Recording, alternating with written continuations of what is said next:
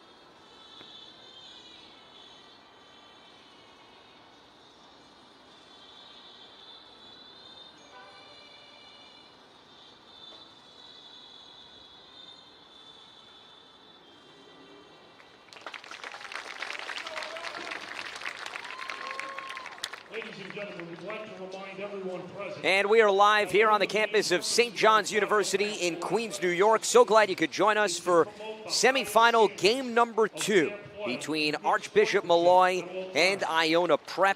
This is the 1-4 matchup. The winner will advance to tomorrow's championship game to collide with Canisius, as these teams are very familiar with one another. Lance Meadow with you here on the Varsity Media Sports Network. So glad you could spend part of your Friday evening with us, as they met already twice in the span of 10 days going back to May 31st. And it was Iona Prep that fell to Archbishop Molloy 10-5 and then 9-6. The 9-6 game decided the city championship after Archbishop Molloy claimed the Brooklyn Queens title. So familiarity is something that comes to mind when it comes to both of these teams. Let's take you through the impactful players first for the Iona Prep Gales, and it starts with Sean Kincannon, the junior who leads the team in doubles and triples, as well as home runs to complement the numbers you see up on the screen, as well as Dylan Marola, first baseman, senior. He leads the team in batting average and is also tied for first with 42 hits. For Archbishop Molloy, riding a 10-game winning streak, they're leaning also on upperclassmen. Patrick DeSarno, their senior shortstop, the son of head coach Chris DeSarno. His numbers jump off the page for very good reasons. He's also tops on the team in runs scored and walks. And then Aiden Roman, the junior, who leads the team in hits, highlighted by 12 doubles and 9 home runs. He's the power hitter that Iona Prep is going to have to keep in check. Here's the keys to the game for each team. For Iona Prep, it's about taking advantage of the familiarity of their opponent, attacking the strike zone, and leaning on their ace, Shane Jelenevsky. Keep Archbishop Molloy off the base paths, as they are very good in setting the tone there. On the flip side, for Archbishop Molloy, they got to keep Iona Prep under 3 runs. don't issue walks, don't commit errors, and the offense has to pick up where it left off against Iona Prep recently. That, of course, the 2 games that I was referencing earlier when they wound up scoring quite an offensive clinic between both games, 19 combined runs. And on the hill for the top-seeded Stanners will be Ryan McNamara, the senior who is making his 14th appearance, 12th start. You see his ERA of 2.21. He's logged nearly 60 innings this season, and those 55 Ks is against 15 walks. He is 9-0 on the season, as they will be leaning on the man that tossed the final inning and a third to help solidify the city championship over Iona Prep.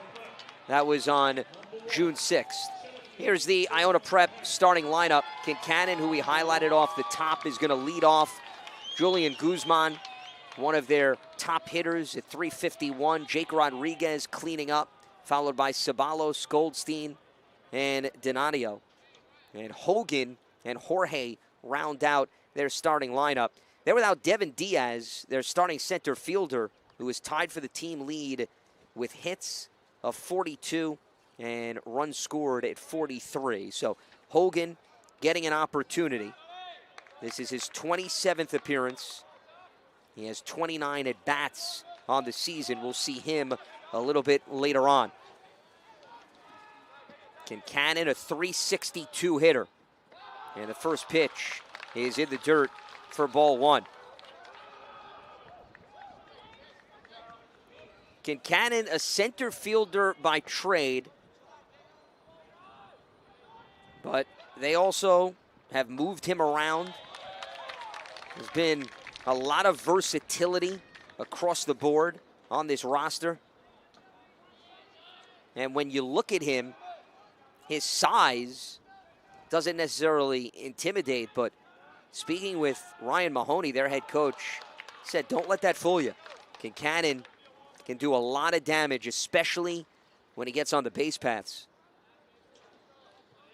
You're talking about a player that is second on the team with 24 swipes. So that's why it's important here for them to keep the leadoff batter in check. And a slow roller towards third.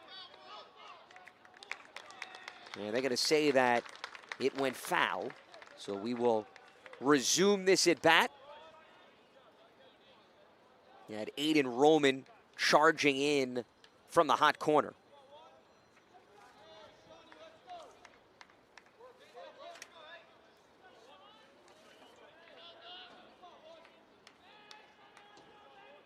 McMenamin originally committed to American International, but he actually wants to be a doctor, and he's going to pursue that instead.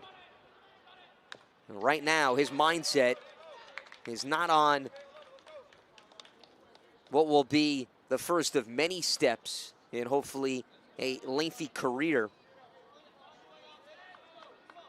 on the doctor front, but keeping this Gales lineup in check. Even though they did win both of the meetings, Iona Prep was able to play plenty of runs between both of those affairs, and that is going to hit the leadoff batter, Kincannon, on the back.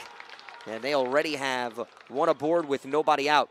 And that is not what they wanted to see to start this game as we look at who's backing up McMenamin. And you see Stevenson, Acosta, and Lopez in the outfield. Roman, DeSarno, Payano, and Brown make up the infield, and it will be Charlie Lodes playing catch with McMenamin. Last season, he went 8-1 in his junior campaign, and he threw a complete game shutout in the state championship game against St. Peter's. And that balk is going to lead to a runner in scoring position as the hiccups are overshadowing the start of this game. And Chris DeSarno not pleased with that call as he comes out to argue his case. So you're going to see the infield now come in and give some moral support to McMenamin to not allow some of these issues to fluster him in the early going. There's Guzman the shortstop, talks things over with head coach Ryan Mahoney.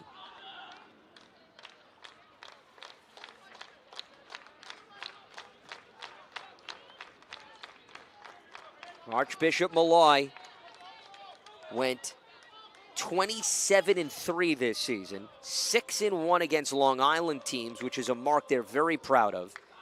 And they are the defending state champs. They were in this spot last year. They shut out St. Peter's. Peters came in riding a 29-game winning streak. And they had lost to St. Peter's in the city title game the previous week. So that was quite the regrouping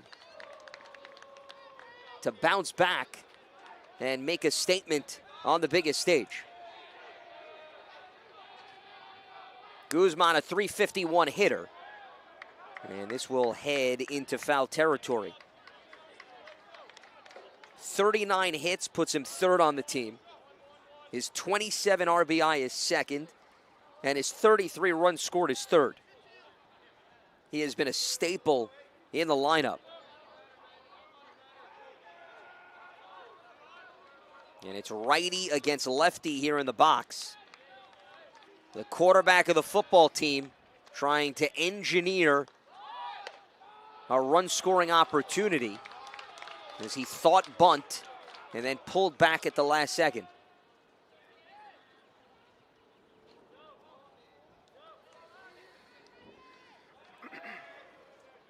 Ryan Mahoney very fond of his leadership, both on and off the field, especially from a defensive standpoint, as he'll again show bunt, and this is going to end up in foul territory. So Guzman having a lengthy at-bat here against McMenamin.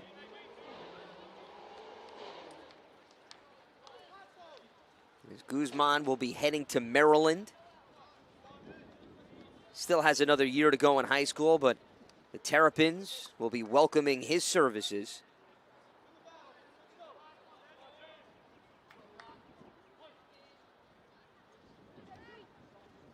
This is Iona Prep's second appearance in the state tournament. They lost to Chaminade in 2022. That was the first installment, as the throw to second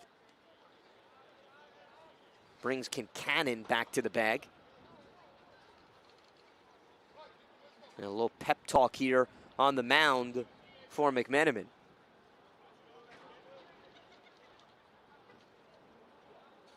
As DeSarno and Peano came from short and second respectively. So Guzman trying to stay alive here with a 1-2 count. And now Loads does not like what he sees, as he and McMenamin trying to get on the same page.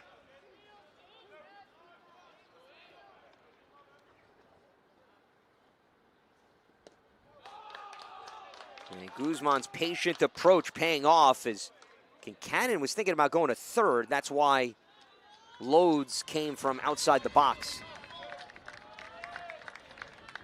And clearly his 24 stolen bases is on the mind of this Archbishop Molloy defense.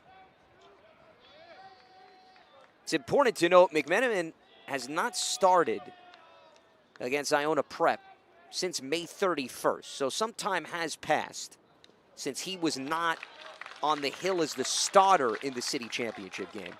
And the reason why I bring that up is that's when this lineup got multiple looks at him, and he went 6 2/3. He gave up 5 runs. They were all earned in that game on 7 hits and a walk.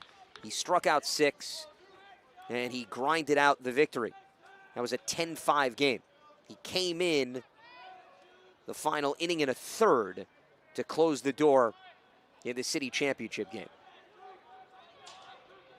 2s across the board, 2 balls, 2 strikes, and it's going to go to a full count.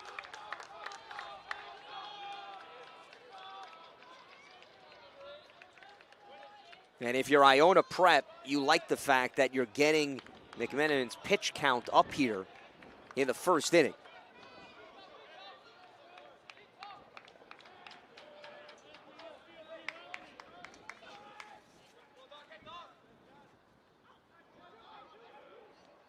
The payoff pitch, and this will head to foul territory. I talked about off the top of the broadcast the aggressive approach by the Gales. They come in with 142 stolen bases and an 89% success rate. 5 players on this team have double-digit steals, highlighted by the man at second, Kincannon. Then you add in 7 players are hitting over 300, and they're batting .325 as a team. They can hurt you in multiple areas. And time called for as this marathon at bat continues to play out.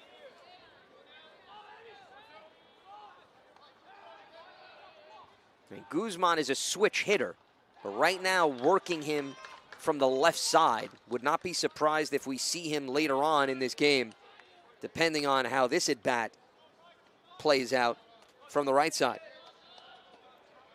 Speaks volumes of the versatility of this Gales lineup. A team that went 29-11-1 this season.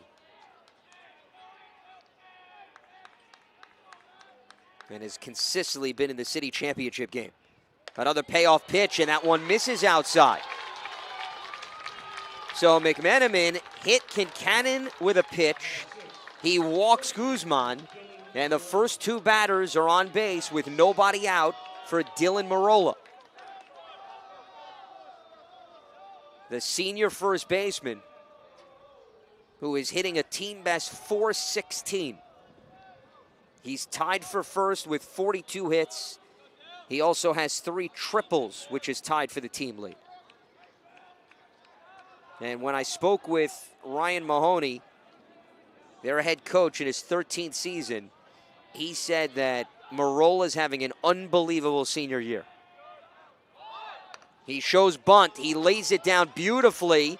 McMenamin is going to fire to first in time to get the out, but it was perfectly executed because it advanced both runners. So Kincannon heads to third, and Guzman is now at second, and Jake Rodriguez has a pair of runners in scoring position.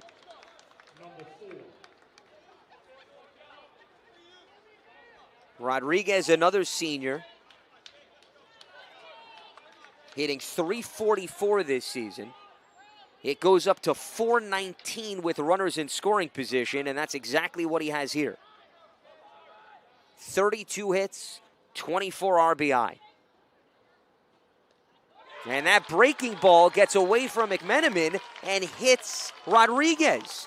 So the second batter this frame that has been hit by a pitch, and now the bases are loaded.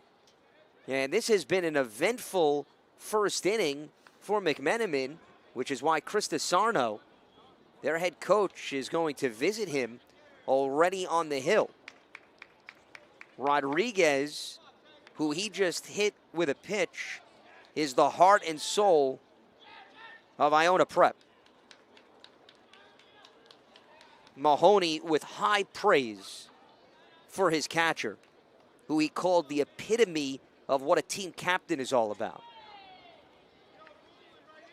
Gives you everything that he has and that you can ask.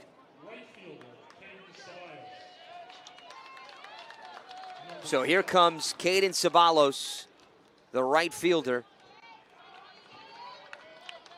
in the 5th spot.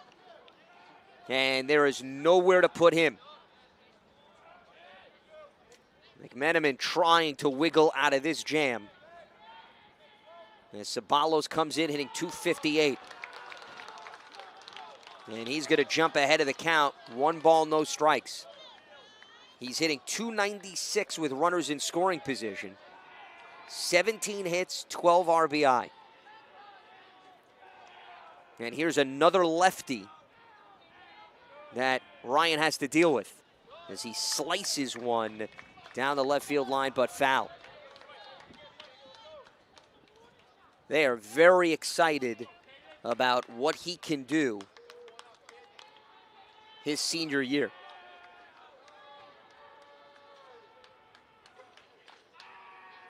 He's going to be one of the players that they're expecting to do the heavy lifting as time is called.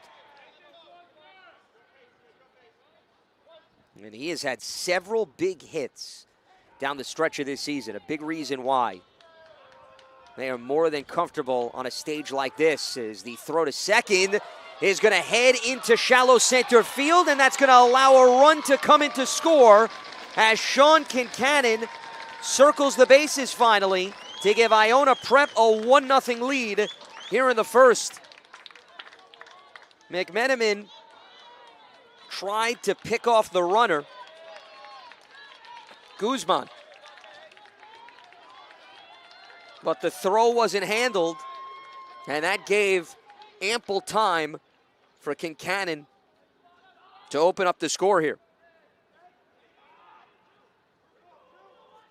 Still 2 on, and Ceballos fouls it off.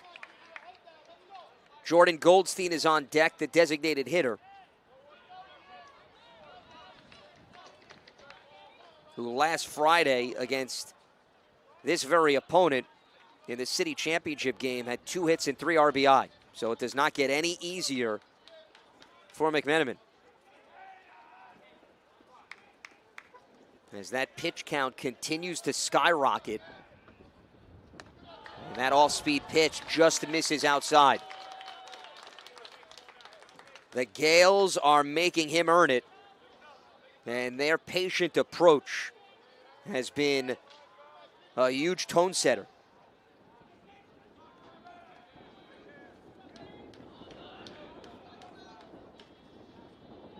The familiarity of the opponent paying off, and a swing and a miss, though, stops the bleeding momentarily. A huge K for McMenamin. As that'll go down as out number 2. And Jordan Goldstein still standing in the way of Archbishop Molloy with 2 runners on. And if the Stanners can keep it just a 1-run game, that would be huge given the circumstances of how this inning has progressed.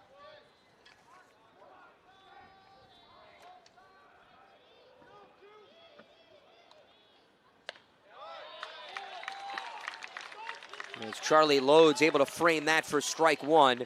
Goldstein has been limited by injuries this season. That's why he has been the designated hitter. Series of shoulder issues that he's been battling. He had surgery on one, then he injured the other. He dislocated his shoulder twice. It has been quite the journey.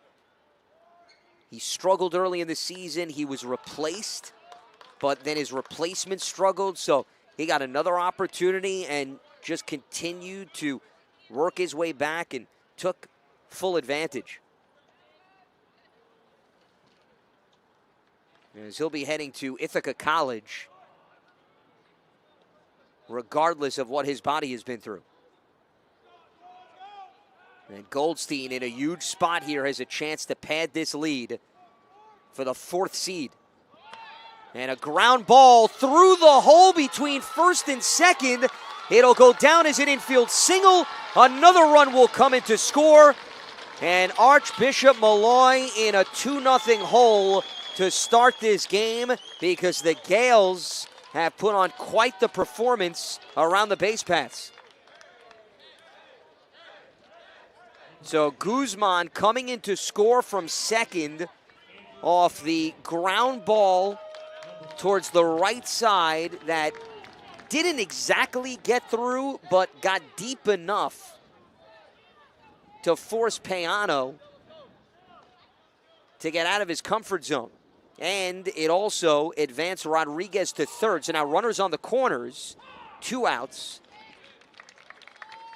And Andrew Donadio in the box. Senior second baseman, .367 hitter, who was 2 for 3 in the city title game last Friday against Archbishop Molloy. He's .350 on the season with runners in scoring position.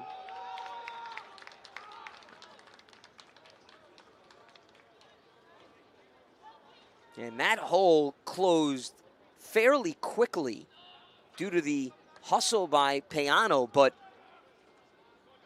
Goldstein got enough on it to make sure that he'd get to first base in time. Ryan Hogan is on deck if Donadio can continue this inning, as this is the 7th batter in the lineup to enter the box for the Gales.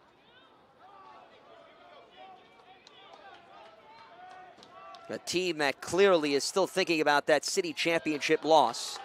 And they have an opportunity here on an even bigger stage, the state championship tournament, to get even.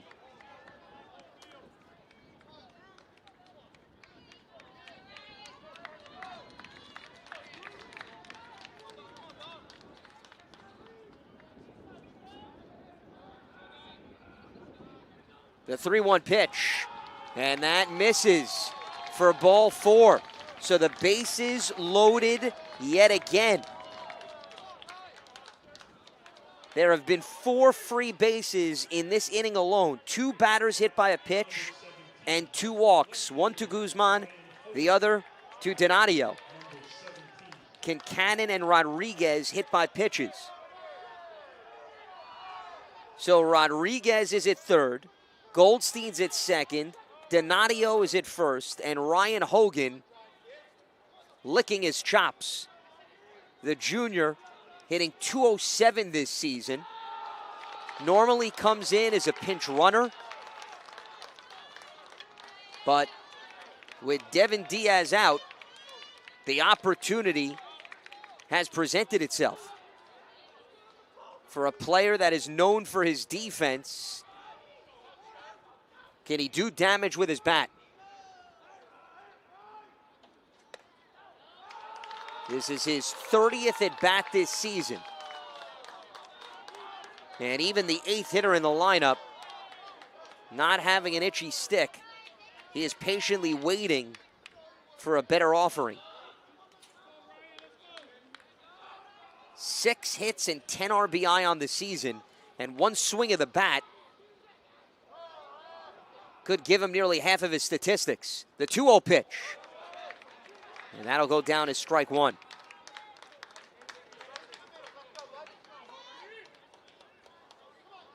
Now, unlike Kellenberg, who we saw in the first matchup against Canisius, both of these teams played a week ago.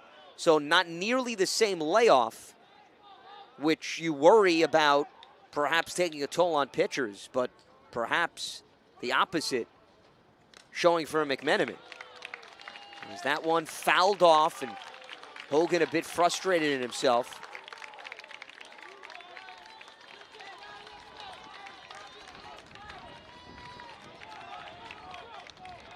The scoreboard reads 2 balls, 2 strikes, 2 outs. Bases loaded here in the top of the first is the number 4 seed, trying to put the top overall seed on its heels.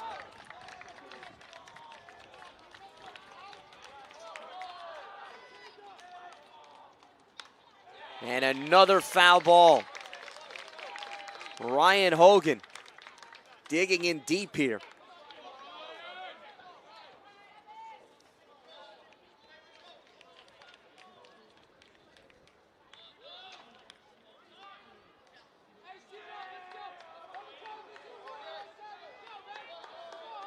This well-disciplined approach wearing down the Stanners, as this one is lifted down the right field line, and it will head foul. So how about this at bat by Ryan Hogan? The 8th hitter in the lineup, not a regular, and just fighting off pitch after pitch.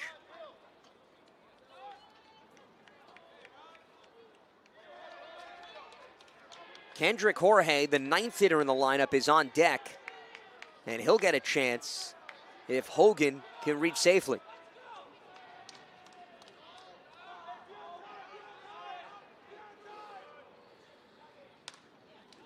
Another one that heads into foul territory, and this time it is John Brown able to secure it to end the top of the first inning, but not before Archbishop Molloy sees Iona Prep play 2 runs. We go to the bottom of the frame on the Varsity Media Sports Network. This is Doc Gooden, and you're watching Varsity Media.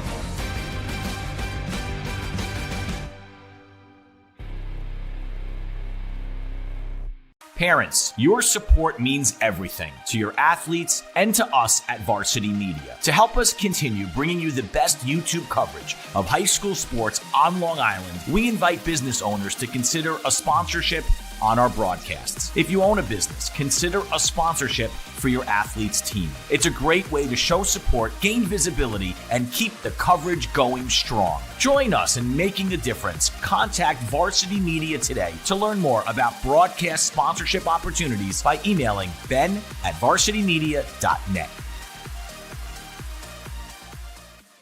For the latest news in high school sports, be sure to check out varsitymedia.net or follow us on social media at Varsity Media.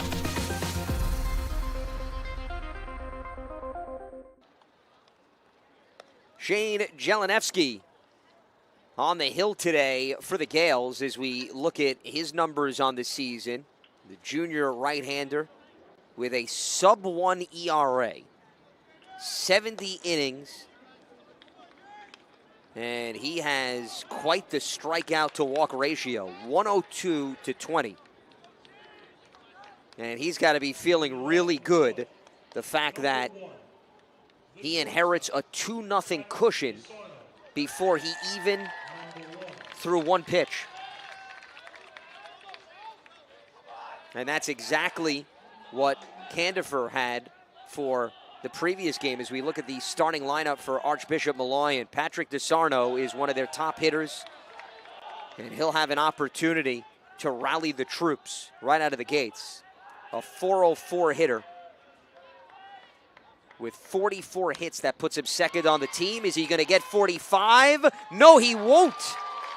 What a snag by Caden Sabalos, who comes in from the depths of right field and slides in safely for out number one, as this looked like it had bloop single written all over it, and Sabalos puts out his arm and times it perfectly. So the defense coming through for Jelenevsky in the early goings of this one. As now Dylan Payano gets a foul tip of that one in the glove for a strike.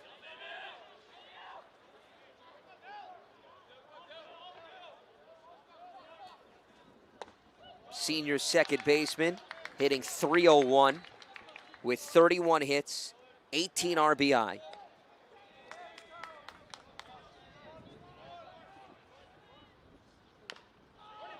As that chopper is going to land foul.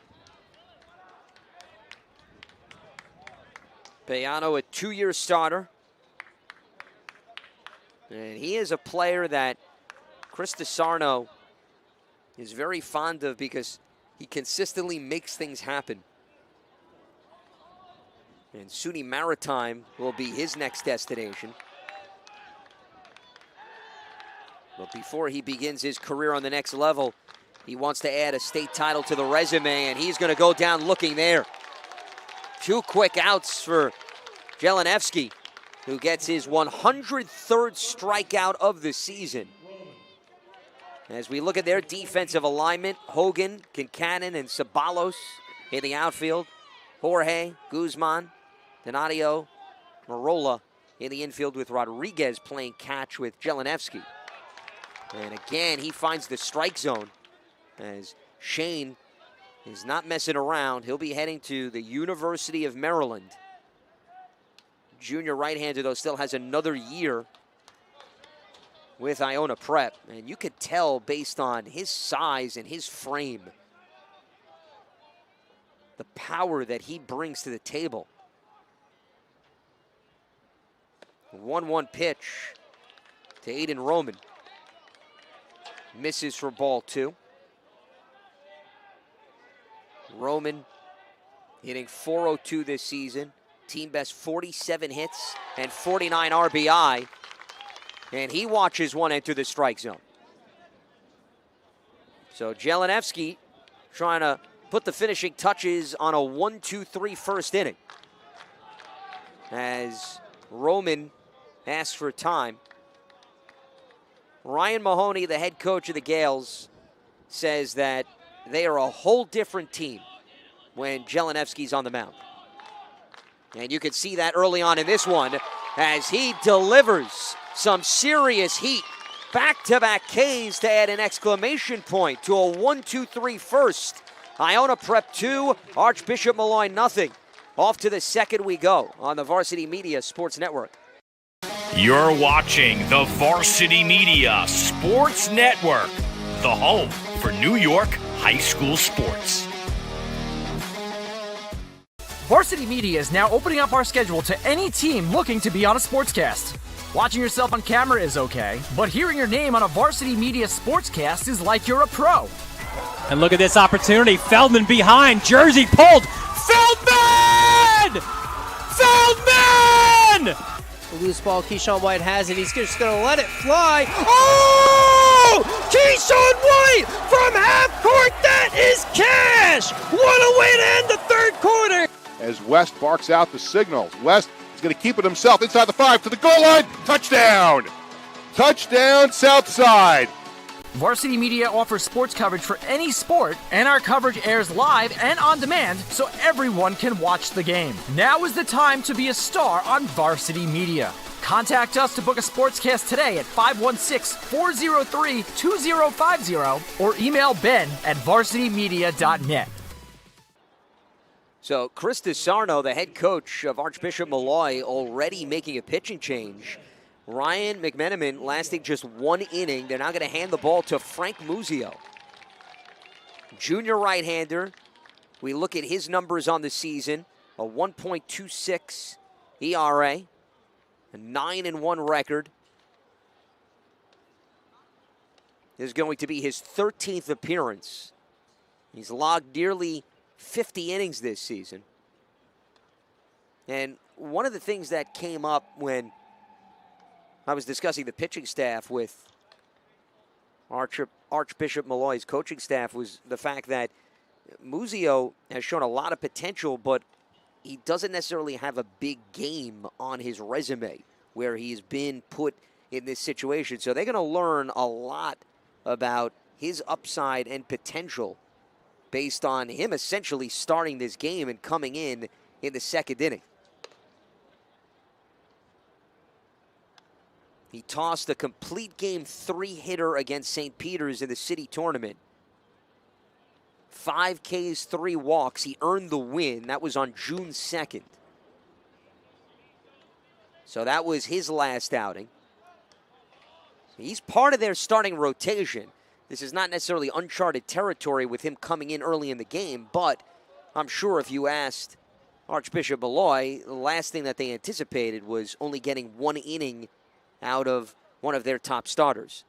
So this definitely changes the dynamics, but if you are any team, and I think all 4 coaches expressed the same sentiments, you're not thinking about Saturday in the championship game. You're doing everything humanly possible to survive today, and then you'll worry about the championship game when that challenge arises. They're not going to hold back arms. They're not going to avoid making changes simply because they're worried, well, we'll have 1 less guy available tomorrow. Plus, with rain in the forecast, who knows how the rest of the schedule will even play out here in Queens, New York. Mother Nature may have other plans up her sleeve.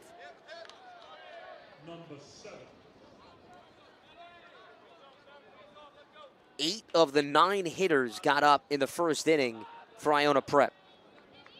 That's why Kendrick Jorge is going to lead off.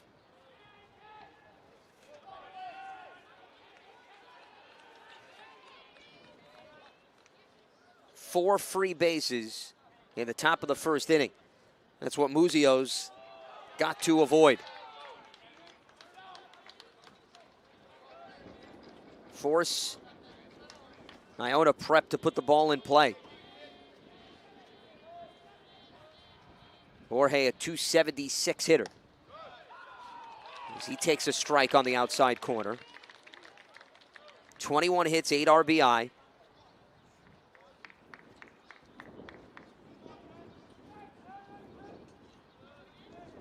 Great baseball IQ, specifically from a defensive standpoint and what he brings to the table at third. He did not play last season because there was so much talent in front of him that wound up graduating.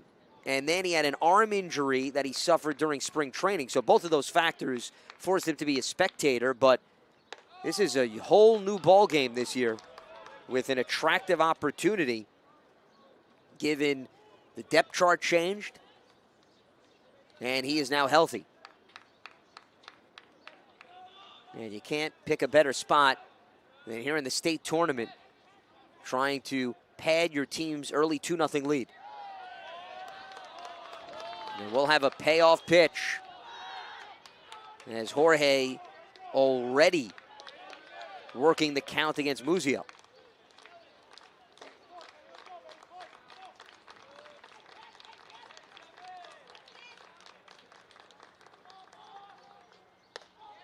And that is going to miss outside for ball 4. So the third walk drawn by the Gales. And we'll head to the top of the order with Kincannon, who was hit by a pitch to lead off the first.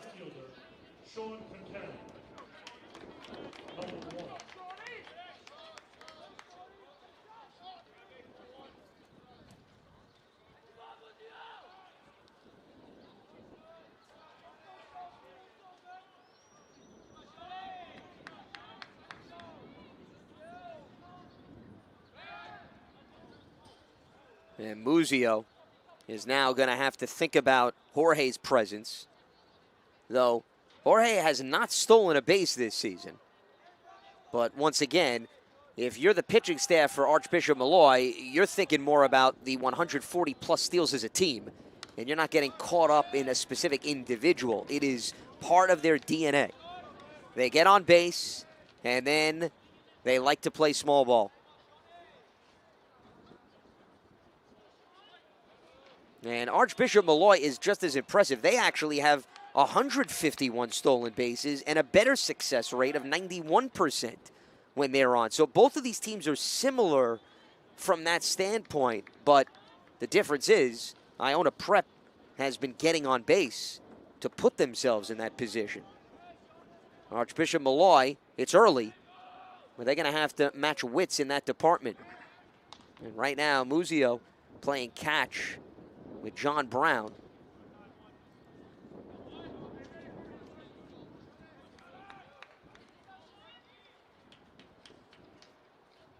Julian Guzman on deck.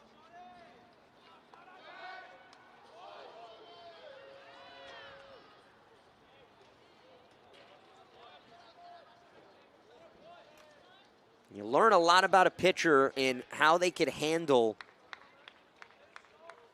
multiple runners on. And can they stay focused in the mental game? And right now, Muzio is consumed by Jorge's presence.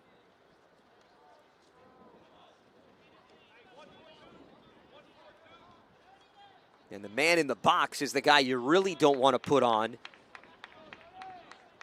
because he's second on the team with 24 stolen bases. As Jorge takes a lead now from first, as he wants to give Muzio something more to think about.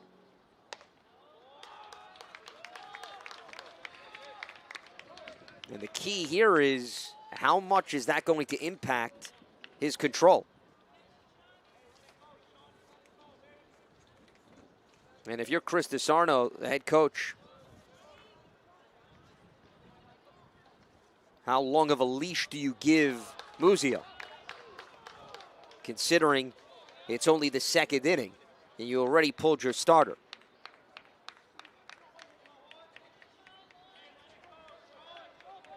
Yeah, they do have depth in terms of their pitching staff, but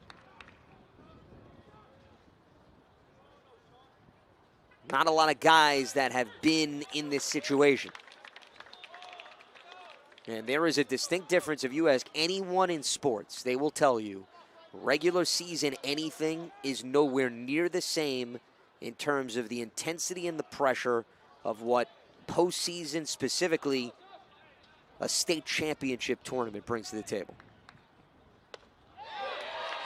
And Muzio with a really nice recovery to get Kincannon to strike out for out number 1. Shortstop, Julian Guzman. Number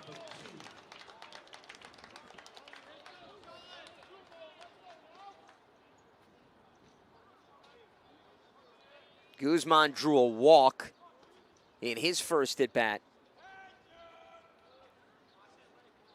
And he wound up coming in to score. That was off the infield single by Jordan Goldstein. And right now, the approach of the Gales is they are just wearing down the Stanners. They are driving up the pitch count, elongating the at-bats. I mean, they are in no rush to swing at first pitches. They are more than comfortable in getting it to a payoff pitch at bat after at bat. And you can afford to take that approach, especially when you have a 2-0 lead. And they only have 1 hit. Can they get number 2 as this one is sent deep to center field? There to make the catch is Acosta. And the throw back to first is not going to be in time as Jorge was able to hustle back to stay on the base paths. And that'll be out number 2. So here comes Dylan Marola. Laid down a beautiful sac bunt in his first at bat in the first inning. This would be huge for Muzio if he could, after the leadoff walk, get 3 straight outs and hand things back to his offense.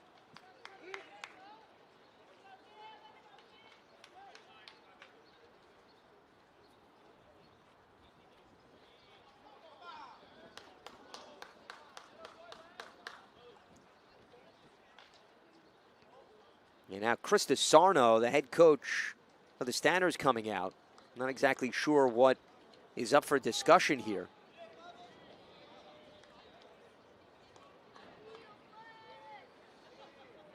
There's Ryan Mahoney also using this time to talk things over with Marola.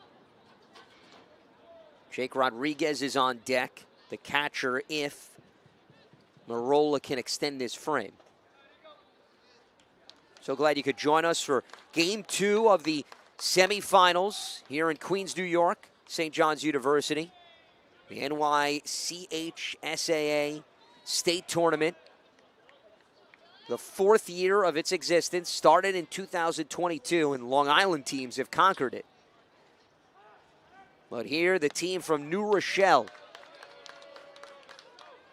putting the top overall seed, who they lost to in the city championship just a week ago, on its back.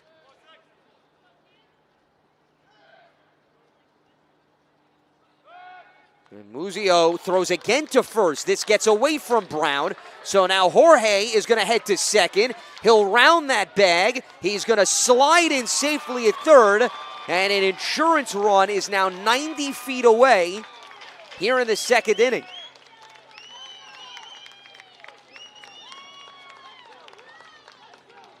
Iona Prep is ruling the base paths, and the Gales are not taking their foot off the pedal. And that's what happens when you get so enamored and focused on the runner at first. You keep throwing over there. Eventually, there could be an issue. And that's exactly what happened. So now the runner goes from first to third, and a base hit could be a huge difference maker.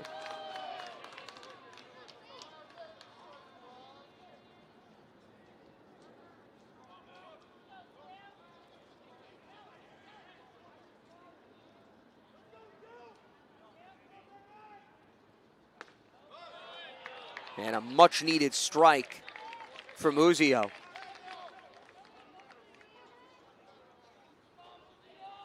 Who is 1 out away from ending this frame.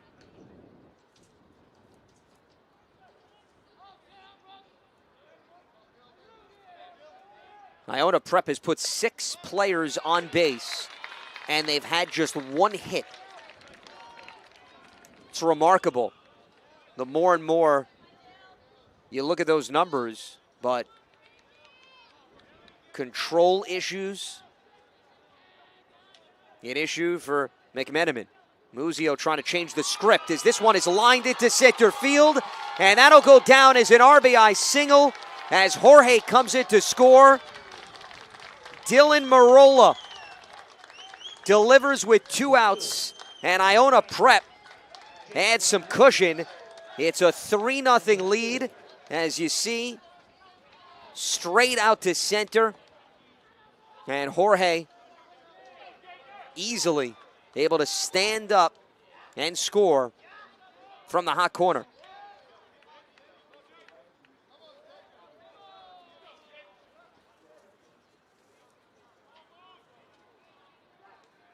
Marola with his 33rd RBI of the season.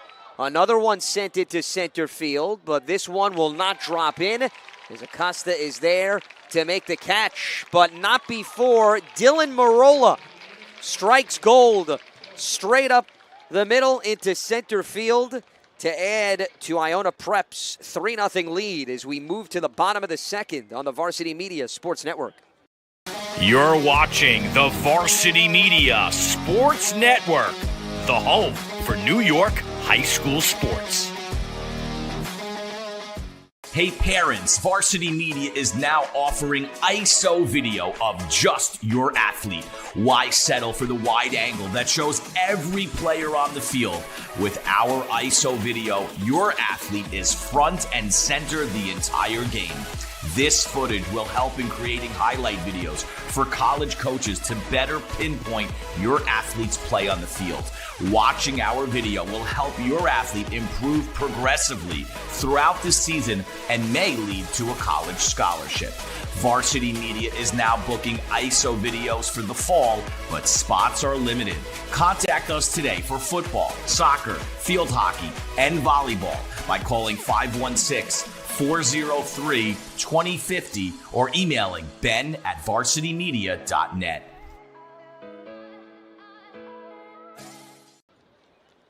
We move to the bottom of the second here in Queens, New York, on the campus of St. John's University.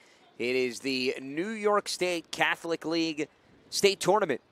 And game one of the semifinals went in favor of Canisius, shutting out Kellenberg 4-0. So Canisius out of Buffalo now awaiting the winner of this matchup, a rematch of the city championship game last Friday, as Molloy was victorious over Iona Prep.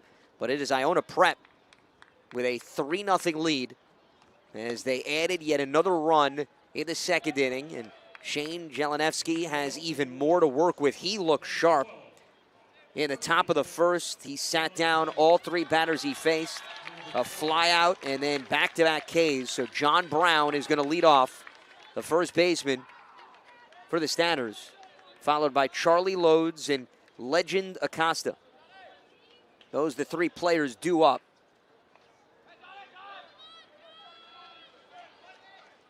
Brown hitting .321 this season as he takes a strike.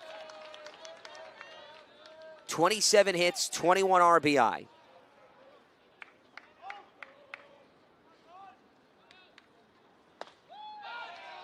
And he's going to fall behind to the count, 0-2.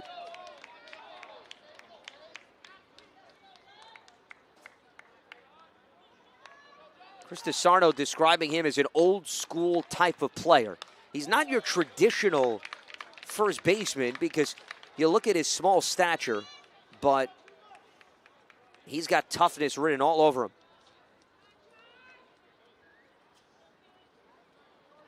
And he just absolutely loves to sacrifice his body.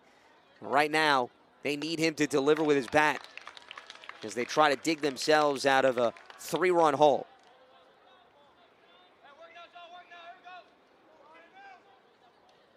Brown has been disciplined this season. He's drawn 21 walks.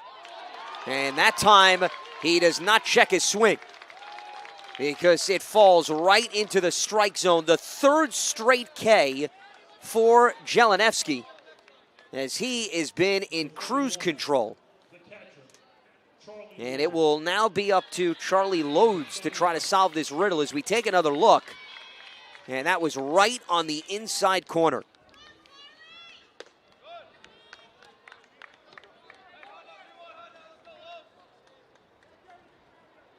And Jelenevsky could get up to about 91 miles per hour.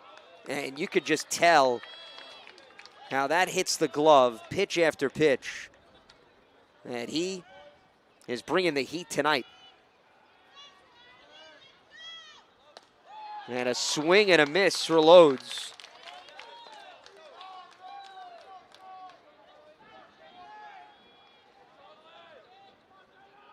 He's got a deep arsenal of pitches, and they have all been on full display. He's got a sinker, a curveball, and a cutter. And the cutter was developed in the last couple of months. So he's still fine-tuning that. And then you mix in the fastball, as that one got away from him. And the first base runner is aboard here for Archbishop Molloy. That'll bring up Legend Acosta. Your attention, please. Courtesy runner at first base, number 16, Adam Morales. Adam Morales will be the pinch runner Batting for Molloy. for the catcher, Charlie Loads. The center fielder, Legend Acosta. Morales has one stolen base in as many opportunities.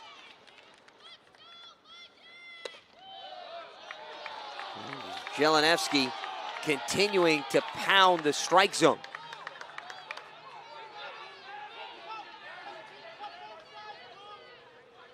He's tossed 2 no-hitters this season. As Archbishop Molloy still looking for its first connection.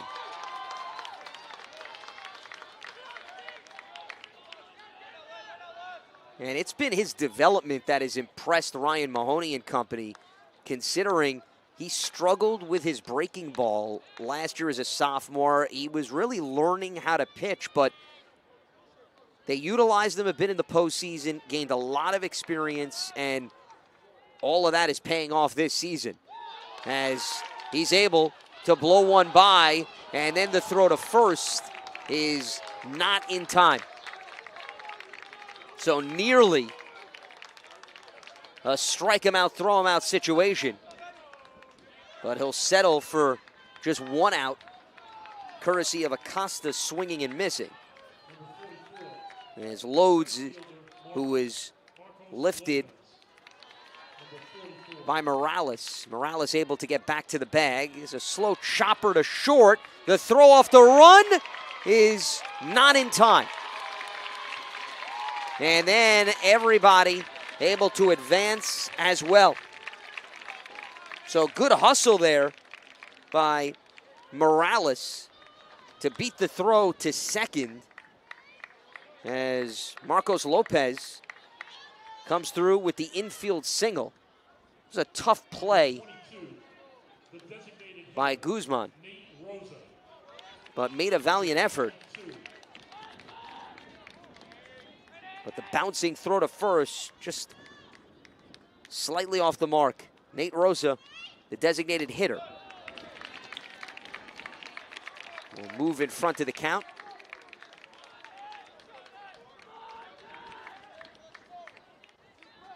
Senior hitting just 162 this season, 12 hits, 14 RBI. As Jelenevsky throws to second, and that one is in line.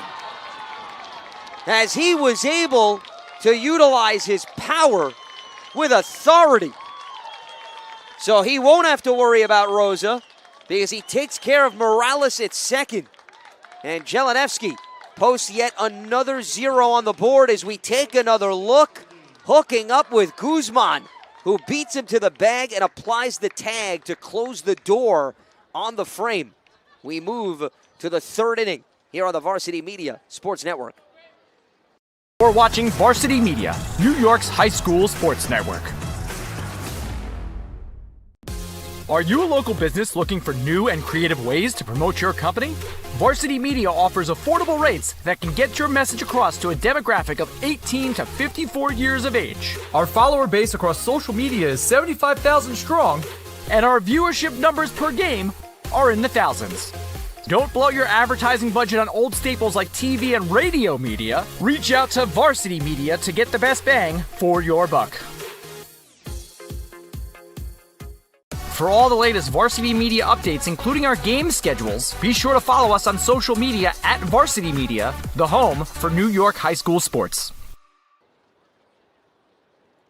Back here on the campus of St. John's University, thanks so much for spending part of your Friday evening with us here on the Varsity Media Sports Network. Lance Meadow with you.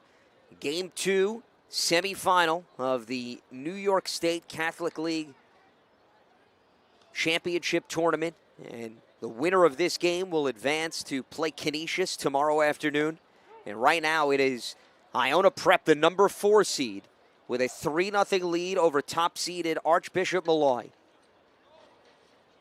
Shane Jelenevsky with tremendous command on the hill. An aggressive approach on the base paths, complementing his work.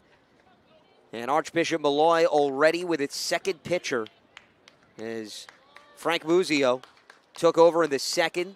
So he's back for his second inning. As in case you're just joining us, Ryan McMenamin started this game and only lasted 1 inning. He issued 4 free bases in the first inning alone. 2 hit by pitch, and then 2 conventional walks. And they wound up plating 2 runs off of that. Here's Caden Sabalos. He went down swinging in his first at bat as he grounds 1 foul. Jordan Goldstein and Andrew Donadio due up.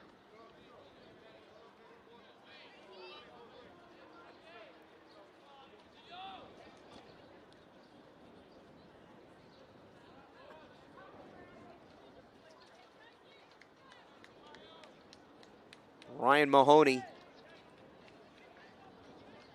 very pleased with his team's performance thus far. A man that has been dedicated to the Gales for quite some time.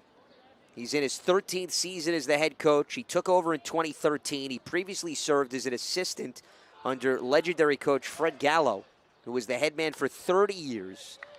And then retired following the 2012 campaign. So he has seen the true development of this program. And he himself played. Went to Carmel High School, football and baseball player. Was then selected in the 8th round of the 2002 MLB draft by the Arizona Diamondbacks, but he decided that he wanted to play college ball at South Carolina as Muzio gets Sabalos looking for out number 1. So instead of going into the minor leagues, he goes to South Carolina and made a good decision because he wound up participating in the College World Series in Omaha, Nebraska. And then he transferred right here to St. John's to finish his career. He wound up playing in 3 NCAA regionals. And he was a member of the 2004 SEC Tournament Championship team when he was with South Carolina. So it's fair to say he's familiar with the depths of this field, as he once put on the Red Storm jersey. And how great would it be to then experience something here as a coach in this setting. Now, they were in the state tournament in 2022, but they lost to Chaminade. And this is their second appearance, and they're hoping that they can go deeper. But right now, they need to try to maintain this 3-run lead. With Jordan Goldstein now in the box. Had an infield single that drove in a run. And Muzio paints the outside corner after struggling with his control initially against Goldstein. Andrew Donadio is on deck. And that is going to be a free base for Goldstein. So that is the 4th walk drawn by the Gales. And we're not even through 3 full innings. And anyone will tell you on any level of baseball, if that trend continues, that is a bad omen. Because there's only so many times that you can overcome that and wiggle out of trouble.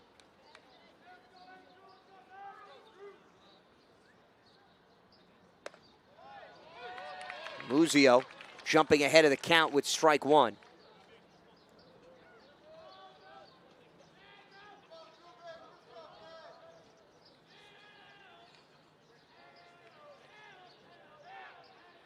Donadio's been a spot starter. And then he wound up suffering a concussion on a tag at second base, and he's had a couple of them, so they've been extremely cautious with him this season.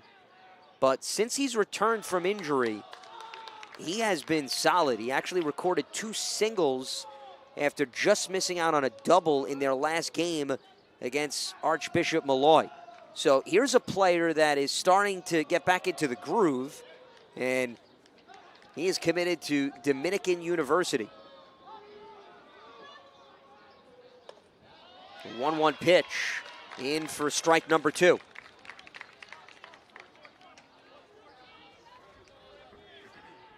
I'm not even playing this game, and I can tell you every at-bat seems so exhausting, given how these batters try to patiently await pitches. And you could tell none of these guys are swinging at the first pitch. They're waiting to see if Muzio, or prior to him, McMenamin, can get the better of them. And Muzio delivering yet again. His second strikeout of the frame after he got Ceballos looking. The walk in between, sandwiched around 2 Ks. And now he needs to solve Ryan Hogan, who popped out to first in his first at bat. That ended the first inning.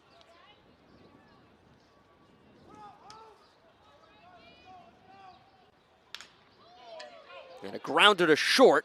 They're going to go to second for the force out, and that is going to do it for the top of the 3rd inning.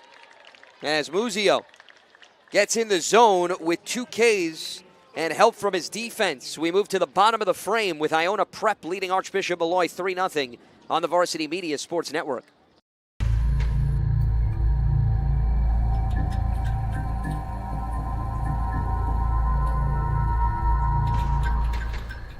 When it comes to live streaming, Varsity Media does it all. Athletic events, concerts, musicals, graduations, even weddings. Trust Varsity Media when it comes to your live stream event. Contact us today to learn more about Varsity Media's live streaming services at 516-403-2050 or email ben@varsitymedia.net. Don't forget to subscribe to our YouTube channel for upcoming schedules and content, and on social media at Varsity Media.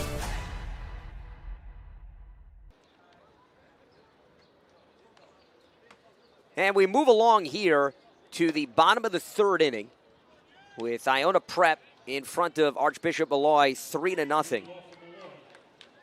Shane Jelenevsky has given Archbishop Molloy's lineup quite the trouble. They have an infield single and a walk, and 3 batters have struck out. And Nate Rosa is going to start off the festivities here, as his at-bat was interrupted when Morales was caught stealing to end the last frame. Matt Stevenson, the 9th hitter, is on deck, followed by Patrick DeSarno. And a liner foul will even the count.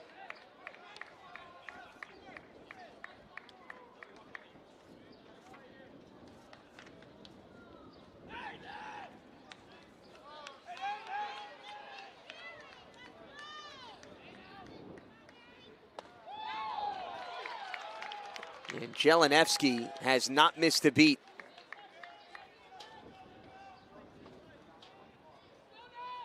Rosa was their center fielder. He moved to designated hitter, so he's now serving as the team's fourth outfielder. And they're going to say that he went around. So out number one is yet another strikeout for Jelenevsky, who's now up to 4. Check that, 5 in just 2+ innings of work thus far.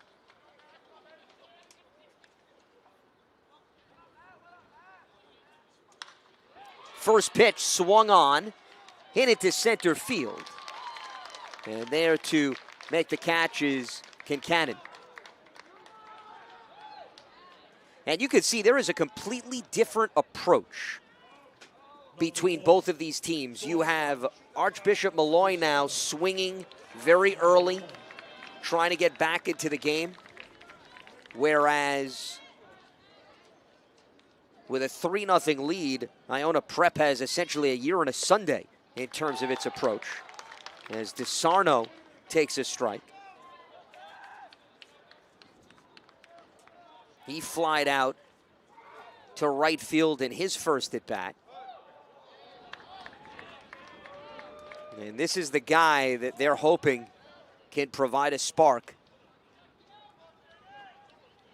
His numbers jump off the page across the board for very good reason, and he's going to jump onto a bag after being hit by a pitch. Number 24, second baseman, Dylan Piano. So that is the third batter in this game to be hit by a pitch. 2 for Iona Prep, now 1 for Archbishop Molloy. Dylan Piano, he went down looking in his first at bat. As he's trying to extend this third frame.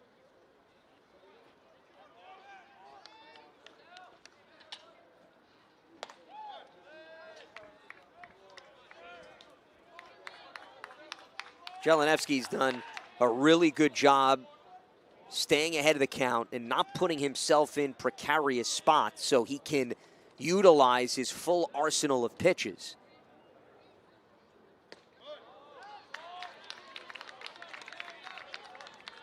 But here in a bit of uncharted territory, he did not pitch in either game against Archbishop Molloy this season, but he did face them in a scrimmage earlier this season. So they have had, you could say, some look at him, but not in a setting like this.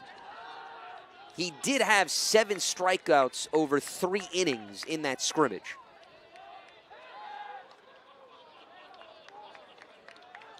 And this is really the first time where he has to be aware of the activity on the base paths, because for the most part, he has kept them off of the bags, and that's been one less thing that he's had to stress out over. And delivers a much-needed strike as he tries to fight his way back into the count here.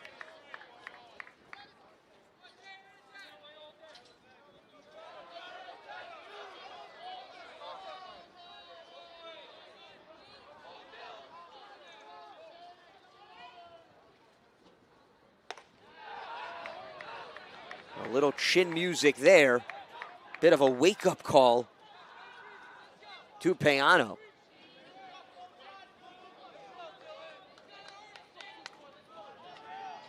Three balls and 1 strike to the second baseman for the Stanners. And we're going to have a payoff pitch. As Jelenevsky trying to end the third inning, and Piano hoping to keep a rally alive. Just 1 hit for Archbishop Molloy, and it was an infield single.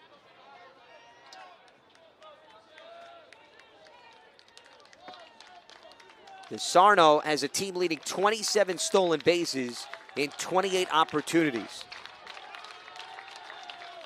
And he's off and running, and that is going to be a free base for Piano.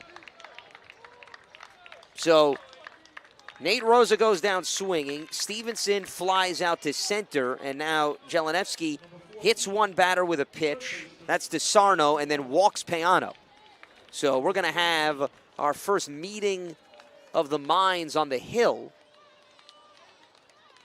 for Iona Prep, as this is really the first time tonight that Archbishop Molloy has made Shane feel a little uncomfortable. And Aiden Roman, who went down swinging in his first at-bat, has a chance at redemption as we get into the heart of the order for the Gales, for the Stanners, excuse me. Roman leads the team in hits, home runs, RBI, and slugging percentage. So if you're Chris DeSarno, the head coach, this is the guy you want in the box with 2 runners on, representing the tying run. And Jelenevsky, not flustered, he hurls one into the strike zone.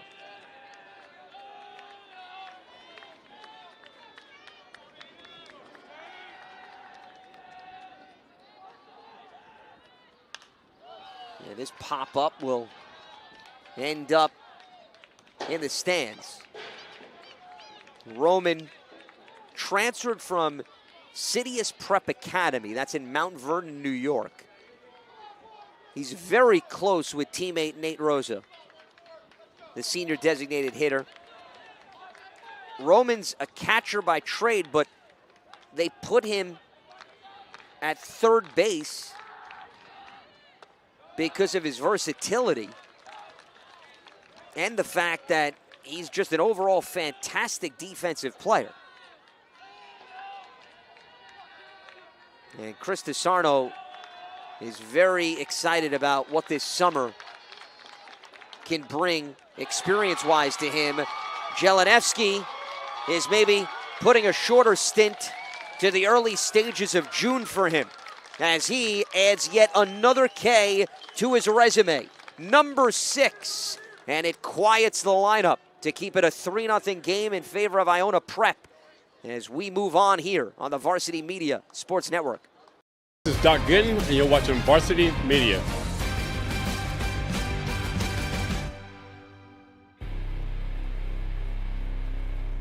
Parents, your support means everything to your athletes and to us at Varsity Media. To help us continue bringing you the best YouTube coverage of high school sports on Long Island, we invite business owners to consider a sponsorship on our broadcasts. If you own a business, consider a sponsorship for your athlete's team. It's a great way to show support, gain visibility, and keep the coverage going strong. Join us in making a difference. Contact Varsity Media today to learn more about broadcast sponsorship opportunities by emailing ben@varsitymedia.net.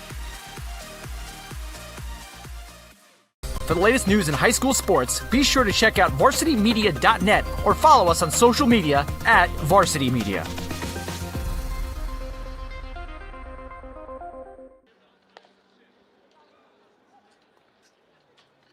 To the 4th inning we go with Archbishop Molloy still turning to Frank Muzio, who replaced Ryan McMenamin, who only lasted 1 inning.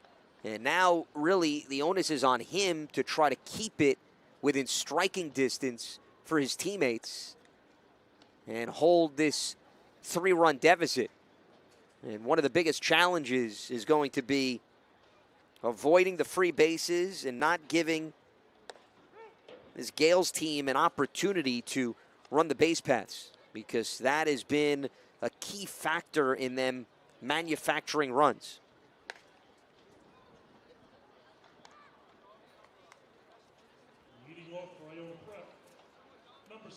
Be the bottom of the order here for the Gales. Kendrick Jorge, he drew a walk in his first at-bat.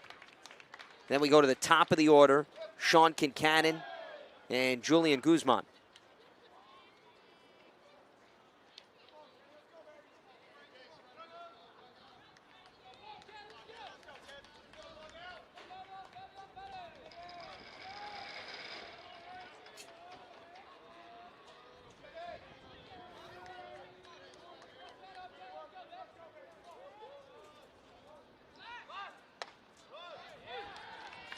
Muzio with a first pitch strike to the 9th hitter in the lineup.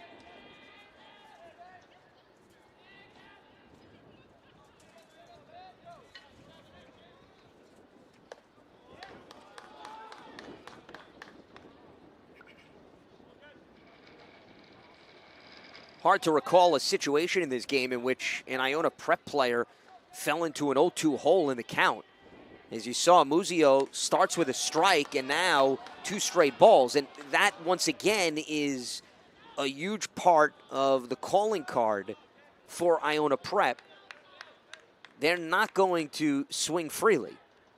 You have to give them a reason to be aggressive. And that's why pitch counts easily can skyrocket against this team.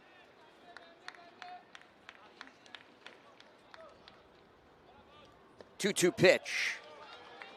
And that misses for ball 3.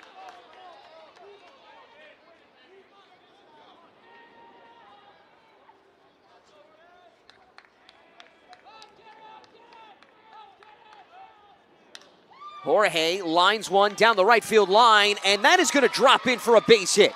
So the 9th hitter in the lineup with a leadoff single to start things off here in the 4th, and putting a runner on for their top guy, Sean Kincannon. As Kendrick Jorge got it to a full count after taking a strike on the first pitch, and it results in a base hit. If you were to play an at-bat to explain visually the philosophy of this Gales team, that would be the textbook example. Kincannon went down swinging in his last at-bat. He was hit by a pitch prior to that.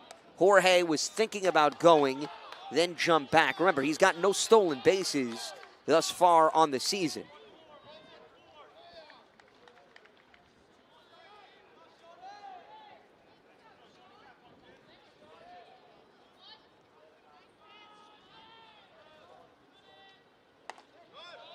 Kincannon watches one enter the strike zone. 3 hits for the Gales, just 1 for Archbishop Molloy. And they also have 2 errors, which does not help the cause on top of the other issues that has plagued them in the field and especially on the mound.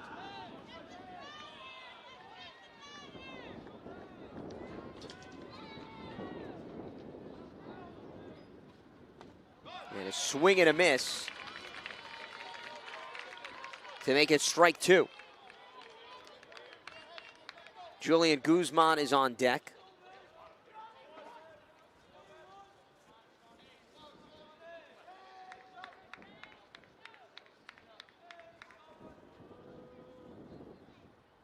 Kincannon hitting .362 this season, as the throw to second is not going to be in time. But Muzio able to get Sean swinging for the 2nd straight at bat. Jorge now in scoring position. And Guzman, who flied out to center in his last at bat, drew a walk in his first. Will now try to advance the runner even more and give perhaps an attractive opportunity to Dylan Marola, who's on deck. And you see Muzio locating the strike zone to give him some wiggle room.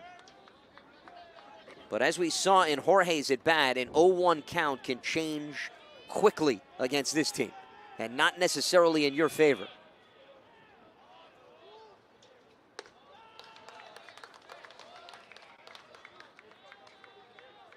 The Stanners are riding a 10-game winning streak. They have been a consistent force since the postseason started.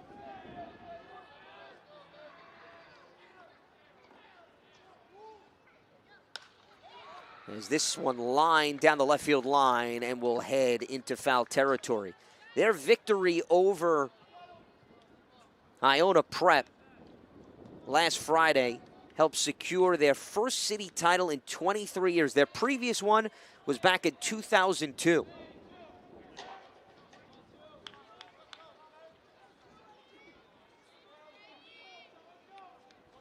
But the defending state champs right now have had a hard time slowing down the team that they beat already twice this season.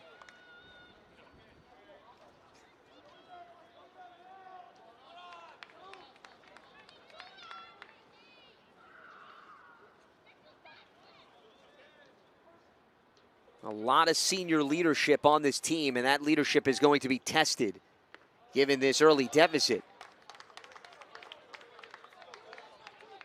There's Guzman leaving the box to think about his approach here on a payoff pitch.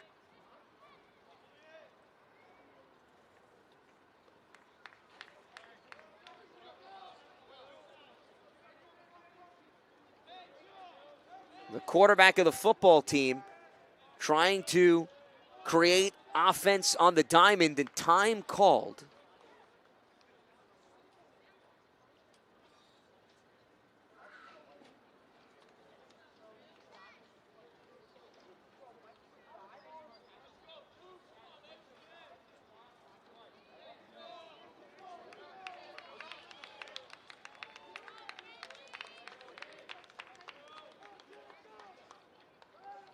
Here's the 3-2 pitch, and it's grounded foul, and looks like Guzman a bit shaken up.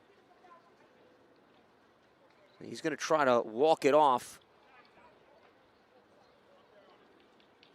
Lost his footing as he went for that swing.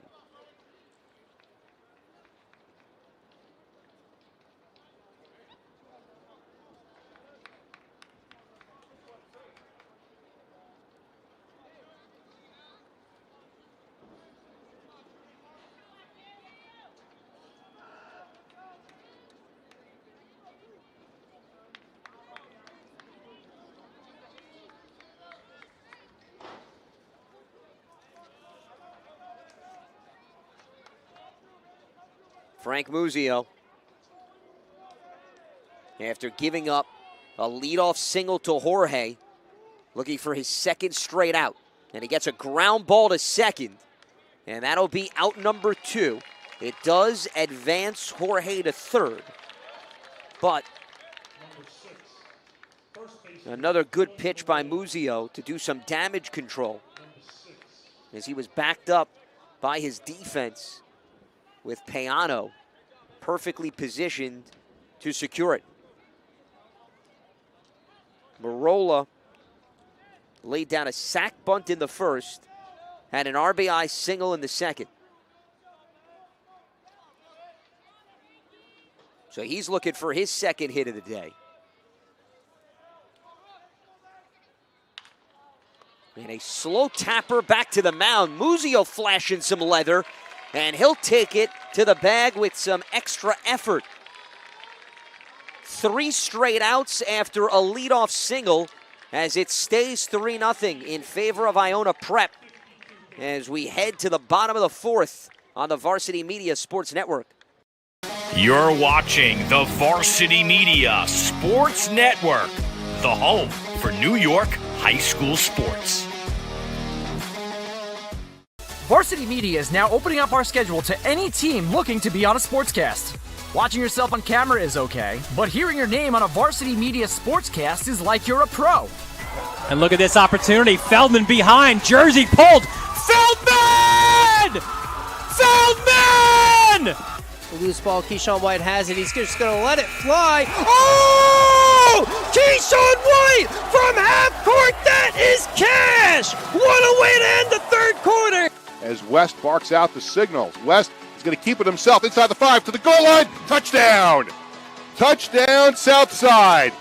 Varsity Media offers sports coverage for any sport, and our coverage airs live and on demand so everyone can watch the game. Now is the time to be a star on Varsity Media. Contact us to book a sportscast today at 516-403-2050 or email Ben at varsitymedia.net.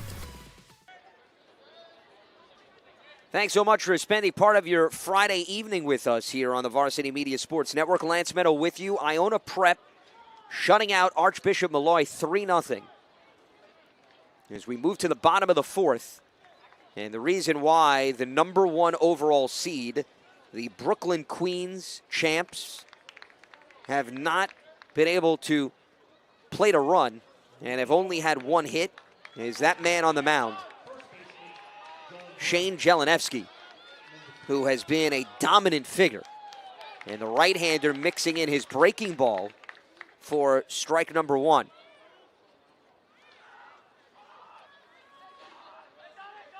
John Brown, the first baseman, leading off. And he is going to fall behind 0-2.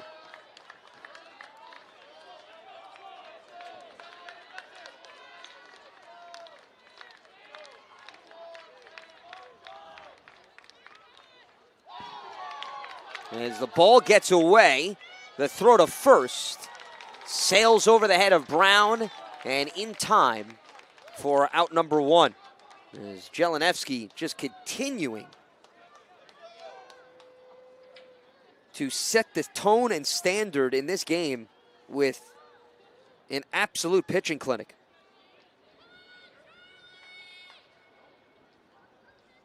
Number 31, the catcher, Charlie Lodes. Number 31. So Charlie Lodes, the catcher, who drew a walk in his first at-bat.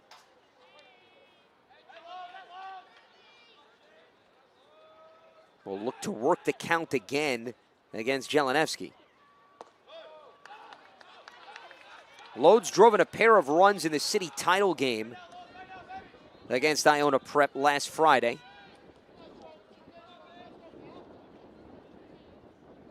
A game they wound up losing 9-6. A game they wound up winning, 9-6. And Lodes is a transfer from Chaminade.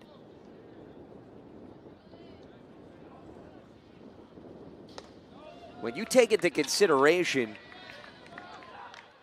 some of the other catching talent that they have in the mix, such as an Aiden Roman, for example, Chris DeSarno easily makes the argument that he believes they have 2 of the top 3 catchers in the area when you look at their roster, as Lodes for the second time draws a walk against Jelenevsky.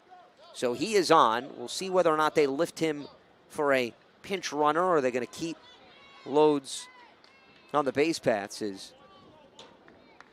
Acosta will now enter the box. Center fielder, Legend Acosta.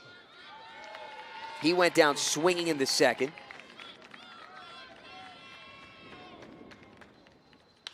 And the first pitch is drilled down the left field line, and that will drop in and roll all the way towards the wall. Lodes rounds third, and now will head back to the bag. It is a stand-up double for Legend Acosta, who is certainly living up to his first name. And 2 are in scoring position for the number 1 seed here in the 4th inning with 1 out.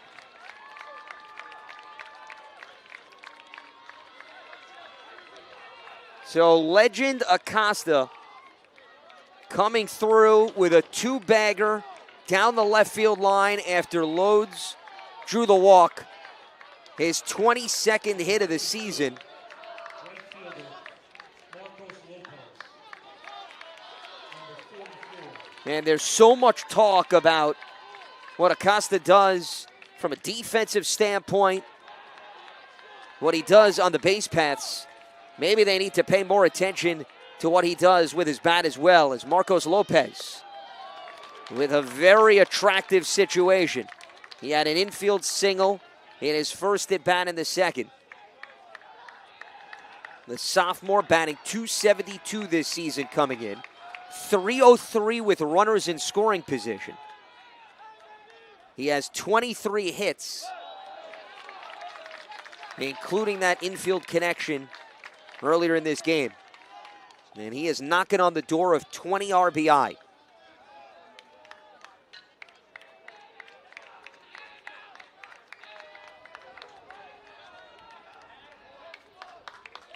And Lopez, he's been a third baseman.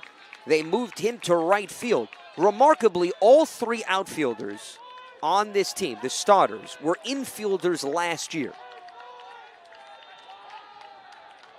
Part of the culture that Chris DeSarno preaches. As that pitch is lifted into right field for a base hit. Loads will come in to score. Acosta slides in safely to follow. It's a 2-run RBI single off the bat of none other than Marcos Lopez. And the number one seed is within a run. It's a 3-2 game here in the bottom of the fourth. As he put it where no fielder could get to it. And that easily gave Loads a chance to score from third, and Acosta stepping on the gas to come in without a throw from second.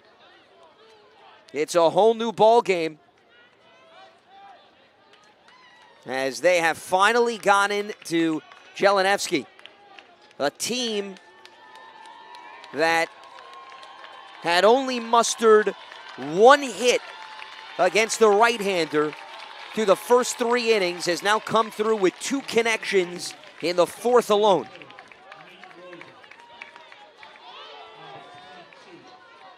So Nate Rosa, he now represents the go-ahead run.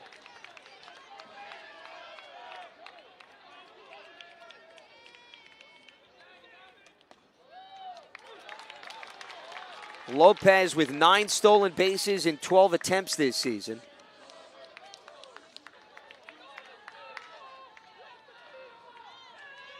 Rosa went down swinging in his first at bat in the third.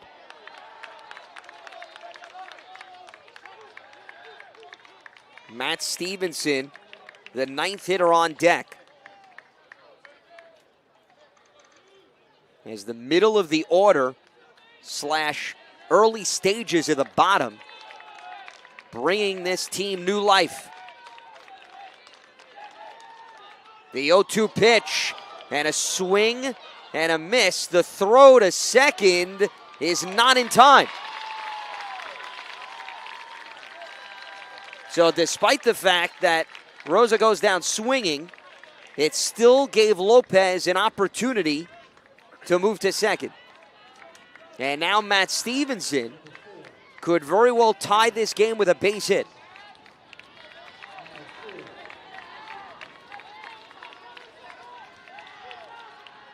The senior left fielder batting .255 this season, .275 when runners are in scoring position, and that breaking ball fools him for strike one.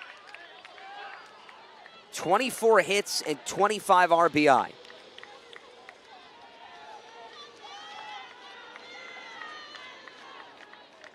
Here's a man that has played every position except catcher last season. And he comes through here. They'll have a reason to talk about his versatility on the offensive side.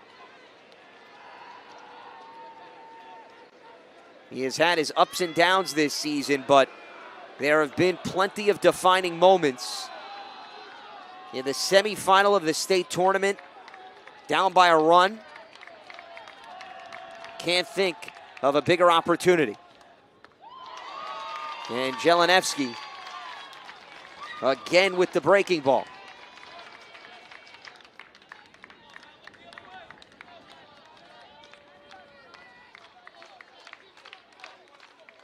Shane trying to bounce back after giving up a pair of hits and 2 runs.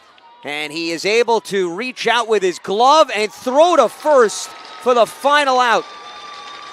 So Jeleniewski doing it literally by his own reach. Archbishop Molloy plates a pair of runs to get on the board, but it's still Iona Prep leading by a run as we make our way to the 5th inning on the Varsity Media Sports Network.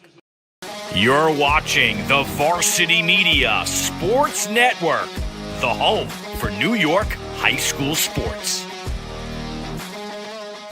Hey parents, Varsity Media is now offering ISO video of just your athlete. Why settle for the wide angle that shows every player on the field? With our ISO video, your athlete is front and center the entire game. This footage will help in creating highlight videos for college coaches to better pinpoint your athlete's play on the field. Watching our video will help your athlete improve progressively throughout the season and may lead to a college scholarship. Varsity Media is now booking ISO videos for the fall, but spots are limited. Contact us today for football, soccer, field hockey, and volleyball by calling 516-403-2050 or emailing ben@varsitymedia.net.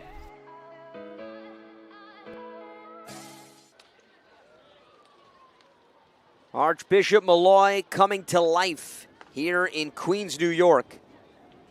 Now only trailing Iona Prep by a run as we make our way to the 5th inning. And Frank Muzio back to work for the Stanners as they were able to get to Jelinevsky with consecutive hits following a walk.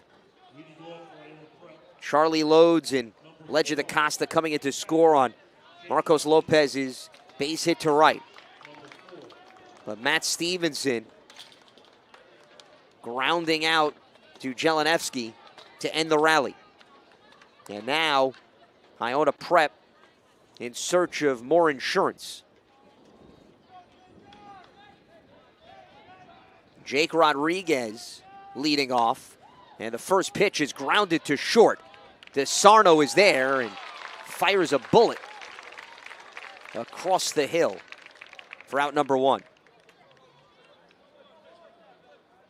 Caden Ceballos now entering the box. He's 0 for 2 with a pair of strikeouts. Jordan Goldstein on deck, who has one of the team's 3 hits.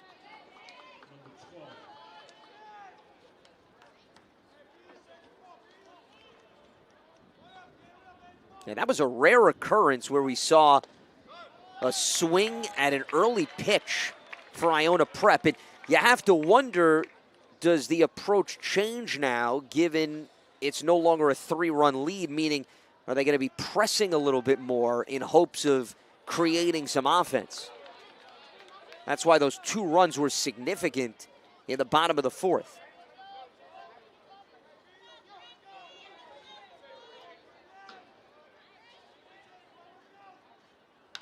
And the 1-1 pitch, grounded to first. It bounces off of Brown, and it is going to be an infield connection. As Brown was right there, and it just ricocheted off of his body. So Ceballos on with 1 out. And now Jordan Goldstein has a runner to work with. One of those situations where you're Archbishop Molloy, you're saying to yourself, we're going to have nobody on and 2 outs, and 2 quick outs. And all of a sudden, in a split second, things change drastically. Jordan Goldstein drew a walk after that infield single. So he's looking to get on base for the 3rd time today. And now Andrew Donadio is on deck.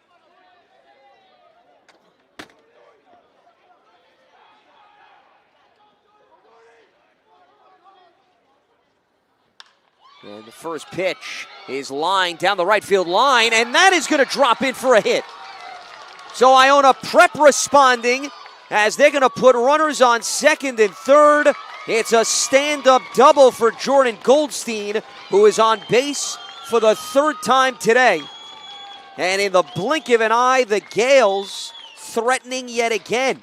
As we look at this at-bat by Goldstein, got a great connection off of the end of the bat and sent it towards the right field corner, clearly out of the reach of Marcos Lopez.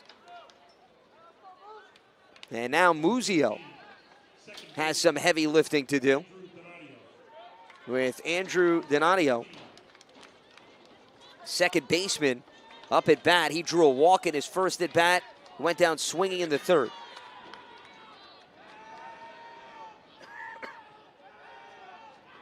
He has 8 RBI on the season. And he could very well get into double figures with the right connection.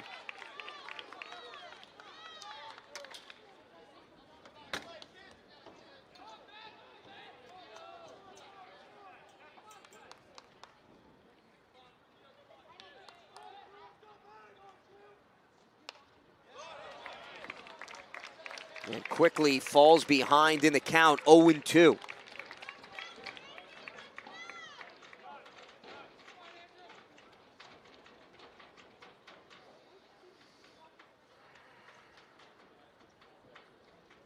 Ryan Hogan is on deck.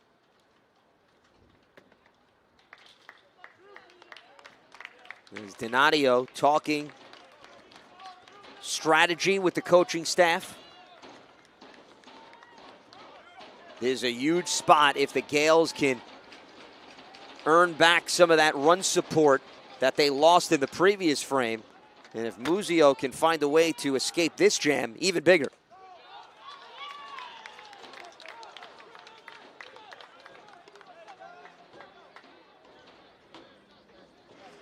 Donadio hitting .350 with runners in scoring position this season. He had a pair of hits against Archbishop Molloy last Friday in the city title game. He drives one into the gap in left center field, and that'll get in for a base hit. One run comes in to score. Another one will be out at the plate, but it'll still go down as an RBI single for Andrew Donadio. As Ceballos came in to score, Goldstein was thrown out. And it's a 4-2 game in favor of the Gales, as they were extremely aggressive, no surprise, in waving both runners home. Ceballos was not even an issue, but a good relay throw was able to get Goldstein well before he was thinking about sliding in. But if you're Iona Prep, you're looking at it through the lens of, okay, we had a 3-run lead. We lost 2 last inning. We got 1 back. And now Ryan Hogan still has a runner in scoring position because Donadio was able to advance to second on the throw.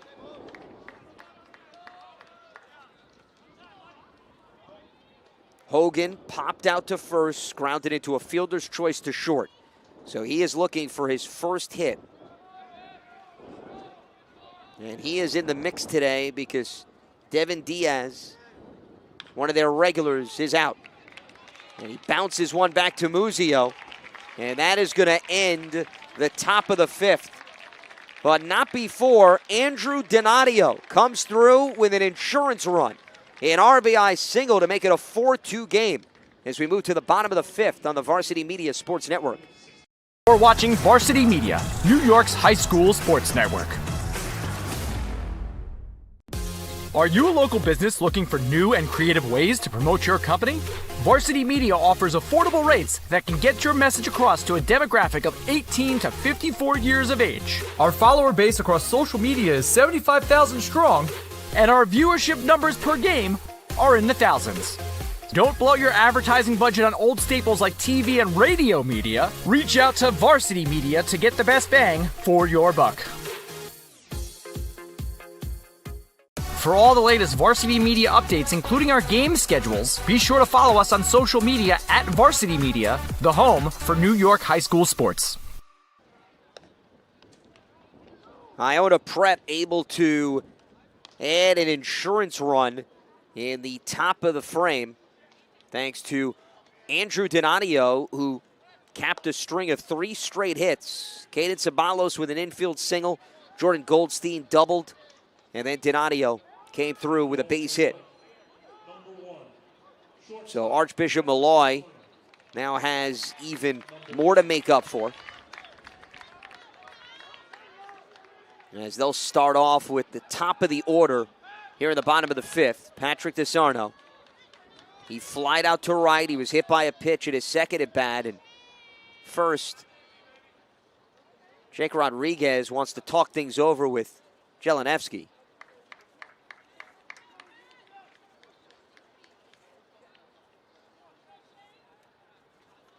Now, last inning, they were able to make Shane work.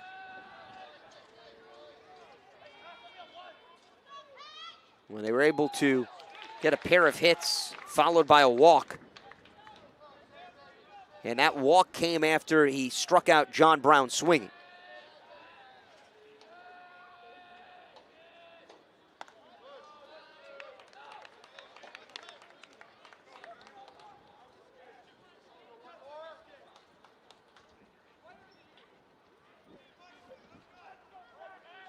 DeSarno, part of this decorated senior class for Archbishop Molloy.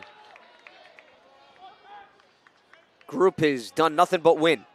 They won on the JV team. They carried that over to varsity. 2 Brooklyn Queens tournament championships in the state tournament for the second year in a row. It's been a meaningful group as DeSarno is going to be arriving safely at first. It looked as if it was going to be a robbery by Caden Ceballos, but Ceballos unable to hold on to it. As we'll take a look at this line drive that just went off the glove of Ceballos, who took flight and wasn't able to time it on point. So that puts the leadoff runner on for Payano, who drew a walk in his last at-bat in the third. He went down looking in the first. Payano, another member of this special senior class.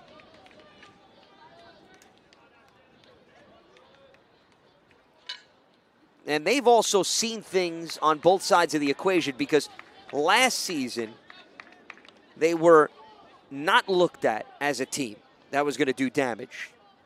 No one predicted them to win anything. They were 2-5 against Long Island teams, big underdogs. This year, it's the complete opposite. 27-3, 6-1 against Long Island teams. They're the favorites. They have the target on their back. It's a completely different mindset. And they're going to have to rally the troops here if they want to see their season continue.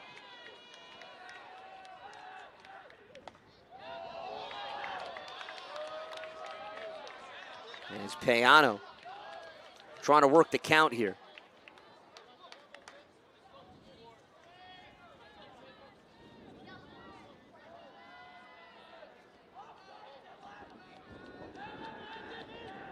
And the 1-2 pitch, a high chopper. Jelenevsky's there. As that will be out number 1. That does advance DeSarno to second after he came through with the base hit. Number 14, third baseman, Aiden Roman. Aiden Roman is 0 for 2 with a pair of strikeouts. We'll see whether or not the third time is a charm for him. If you look back at some of the keys that head coach Chris DeSarno of Archbishop Molloy talked about leading into this game, he said that they had to keep Iona Prep to under 3 runs. Well, the Gales have 4. Can't issue walks, can't commit errors. They've committed 3 errors in this game thus far. As a grounder to third is going to be fielded cleanly, and the throw is going to pull Marola off the bag, and he was unable to place the tag on Roman. So speaking of mishaps, now all of a sudden, the tables are turned. However, DeSarno did not advance because it was hit to third base. So still runners on first and second with 1 out here in the 5th.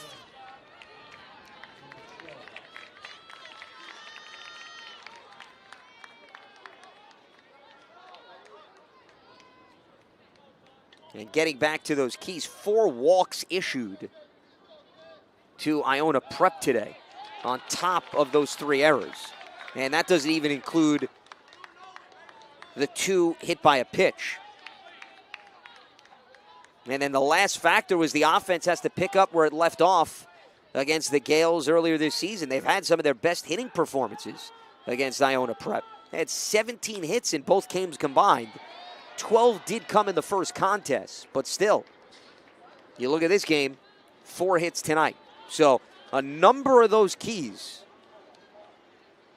and a number of issues as a result. And that is why the number 1 overall seed down by a pair of runs here in the bottom of the 5th. But they're threatening with 2 on and 1 out.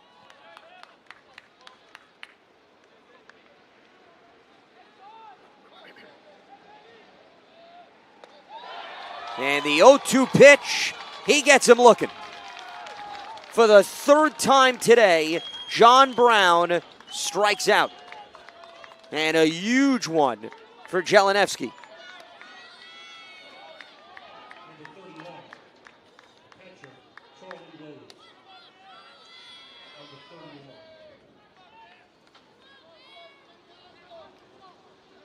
Number 31. Jeleniewski with 9 strikeouts in this game.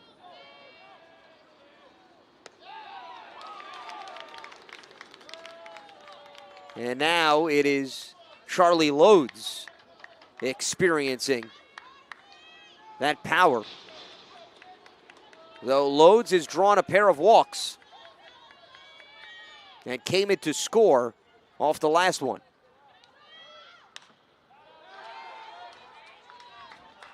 He fouls it off. 0-2 count here with 2 on and 2 out.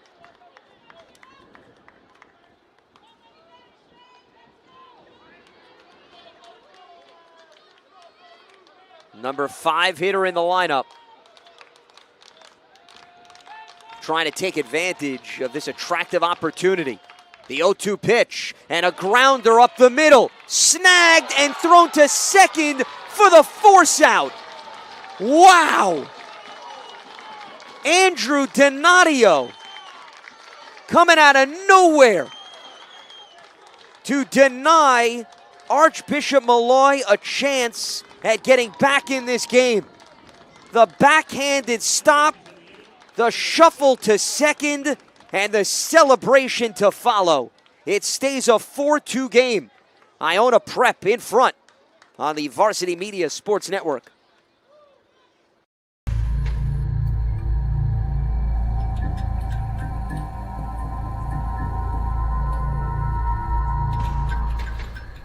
When it comes to live streaming, Varsity Media does it all. Athletic events, concerts, musicals, graduations, even weddings. Trust Varsity Media when it comes to your live stream event. Contact us today to learn more about Varsity Media's live streaming services at 516-403-2050 or email ben@varsitymedia.net. Don't forget to subscribe to our YouTube channel for upcoming schedules and content, and on social media at Varsity Media.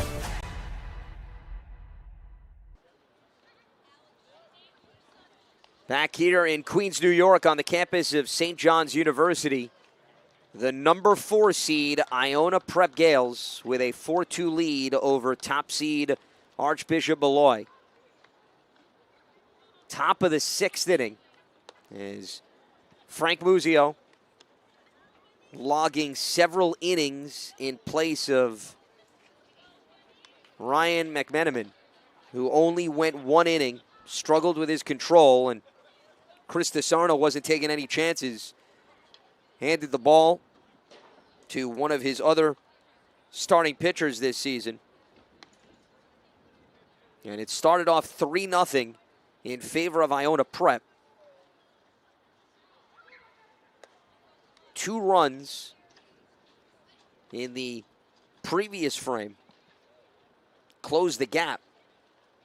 But as a result of an insurance run, the Gales now back up by 2.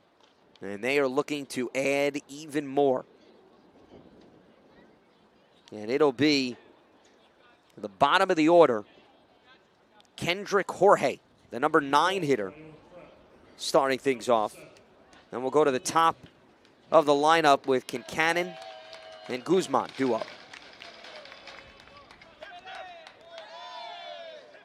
So Ryan Mahoney, he was focusing on taking advantage of the familiarity of the opponent, considering they played Archbishop Molloy twice in a 10-day span. And that familiarity paid off because McMenamin did not seem to get in their way.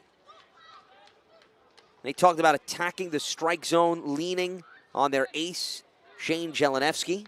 Well, you could certainly make a case that that has gone according to plan. And then keeping Archbishop Molloy off the base paths, given how aggressive they are. And that, I think, goes hand in hand with the second factor, leaning on Jelenevsky. Now, there have been some walks in this game.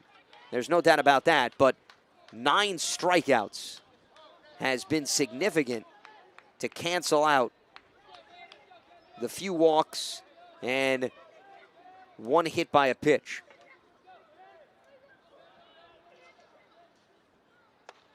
And a pretty breaking ball is going to drop in for a strike.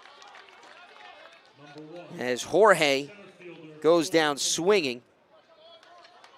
First time he has failed to reach base because he drew a walk and had a base hit in his first 2 at-bats.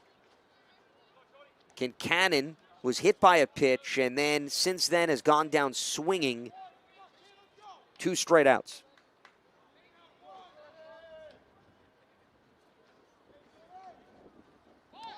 Tries to lay down a bunt.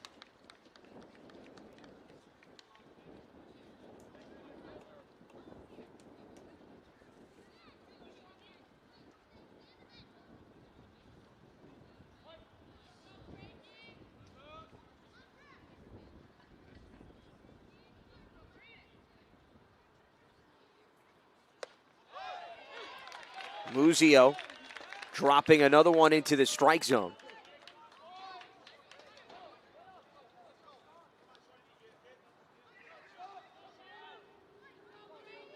We have not seen a clean inning since the first when Jelenevsky sat down the first 3 batters of the game.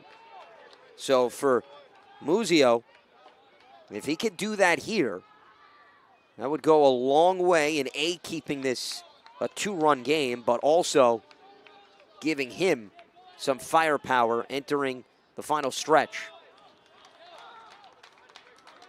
And we have seen this trend before where he'll get an early strike in the count and these patient hitters come back. And without swinging, even the count. A payoff pitch coming for Kincannon,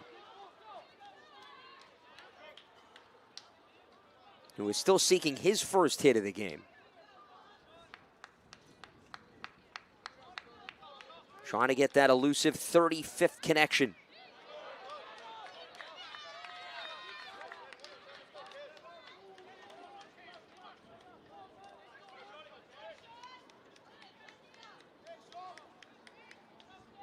One of 4 captains on the team,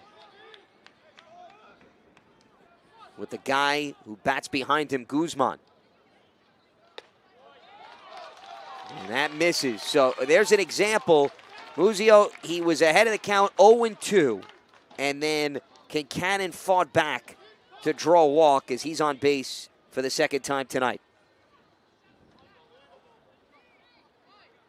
Guzman drew a walk, flied out to center, grounded out to second. As we'll have a meeting on the hill here.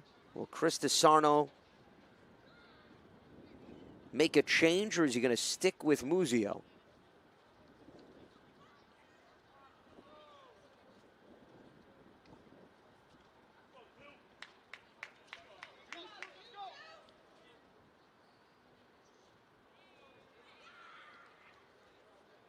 And they're going to stick with their guy.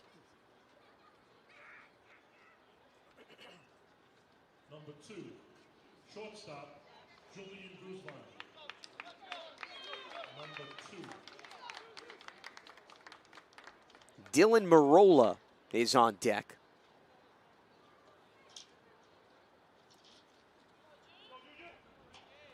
So Guzman, just like Kincannon, also seeking his first hit.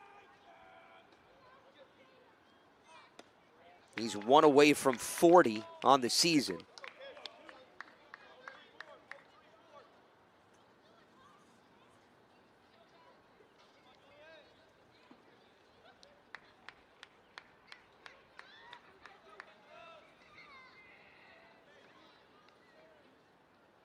And the runner goes. The throw to second is not going to be in time. So Kincannon, there's a reason why you do not want to put him on the base paths. 24 stolen bases coming in. And he has just recorded number 25 in 26 opportunities. It's not just the volume, it's how efficient he has been. So now a runner in scoring position for Guzman.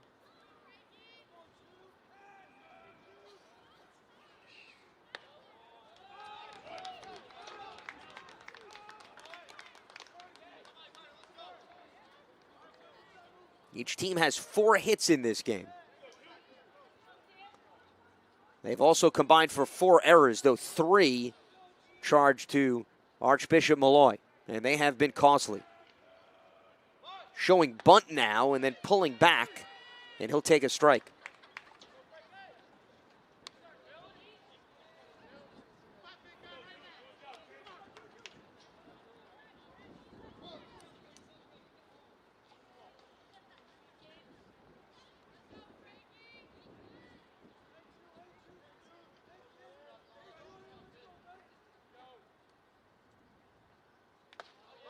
And the 3-1 pitch is in there for a strike. So a payoff pitch coming. As Muzio desperately trying to keep this a 2-run game.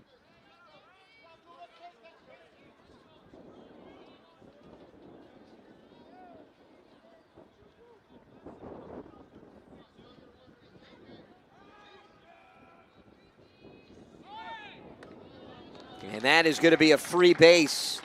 So back-to-back walks put runners on first and second for Dylan Marola.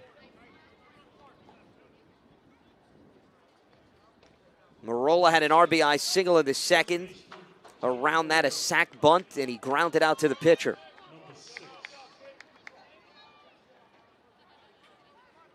And if you're Iona Prep, there can never be enough support for Jelenevsky, especially when you're going up against the #1 overall seed and the defending state champs. And Muzio able to connect with Charlie Lodes there for strike number 1.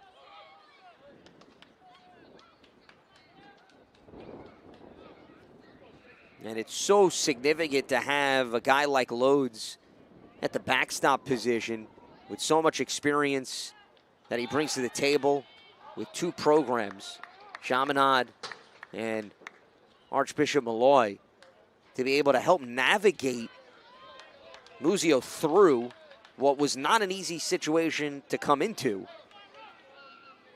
when McMenamin struggled and only lasted 1 inning. Not to say that Muzio was ill-prepared, but I don't think if you would have told him, be ready to enter the game in the 2nd inning, he would have said that that's the script that he and his teammates anticipated they would have to follow.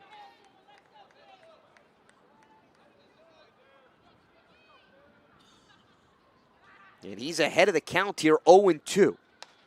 And he gets Marola swinging. So the second strikeout of the frame, and that makes it 2 on and 2 out. So here comes Jake Rodriguez, who is looking for his first hit. He was hit by a pitch in the first. He flied out to center in the second. He grounded out to short in the 5th.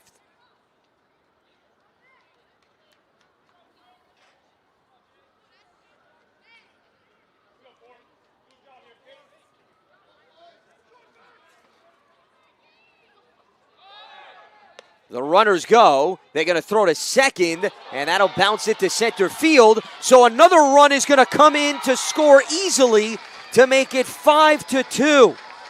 as the errors continue to haunt Archbishop Molloy. Kincannon, without any hesitation, was able to score from second. As that throw offline, and you'll see Kincannon, without a throw, able to cross home plate. And Guzman now is in scoring position with 2 outs. And Rodriguez looking to add another. So they have restored that 3-run lead. They were up 3-0. It became a 3-2 game. And now it's as if that lead has been maintained.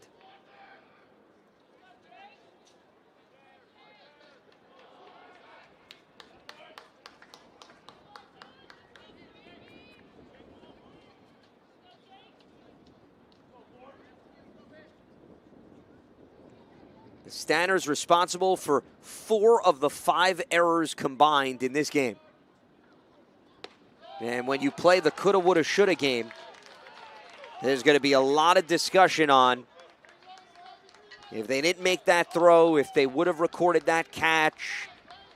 All of those things add up, especially in a game like this.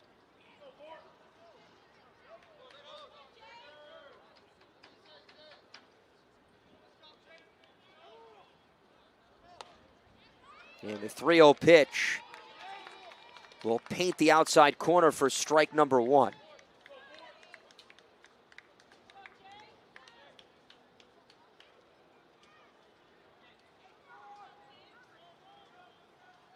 And that is what Iona Prep does to you. You think you have them solved, you think you're out of a jam, and they will flip the script. And here, a disciplined at bat by Rodriguez draws yet another walk. So it has been feast or famine for Muzio in this inning. He's walked 3 and he struck out 2. So it's really opposite ends of the spectrum. And Chris DeSarno, the head coach, is going to come on out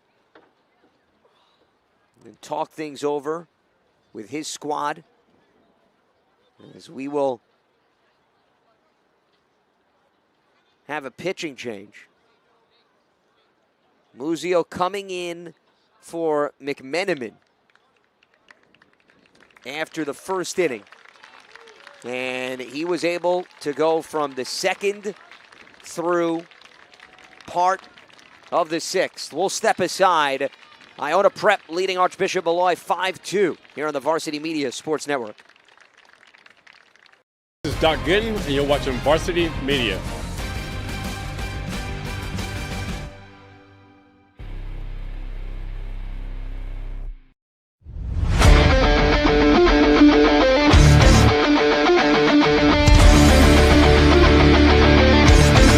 He's got room to go. Merrill towards the end zone. Lost his lid. Touchdown! JJ Damo, face-on, stay-on athlete. Controlling the face-off. That's 3 in a row now.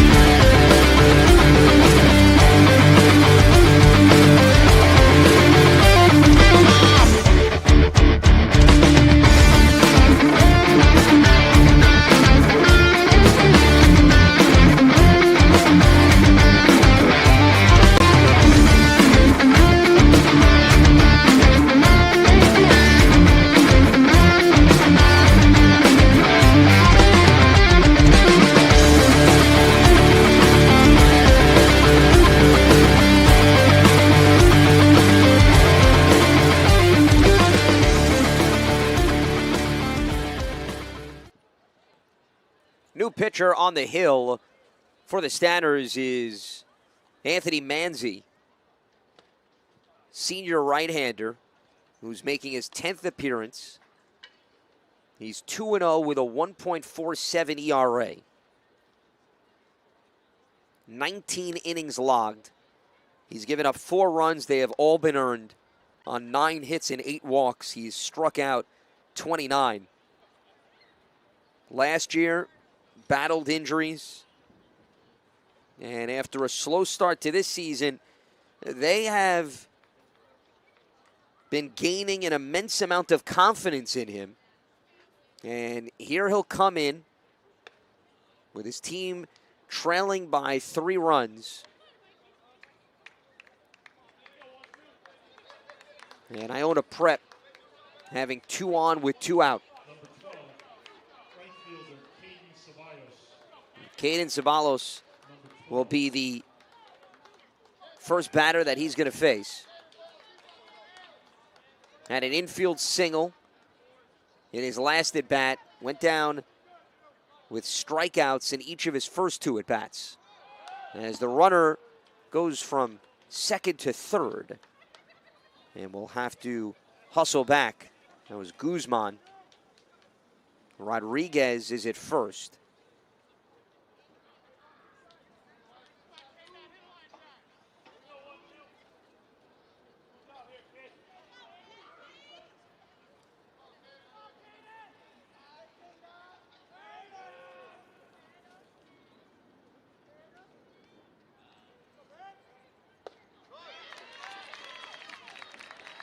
And a big strike there for Manzi.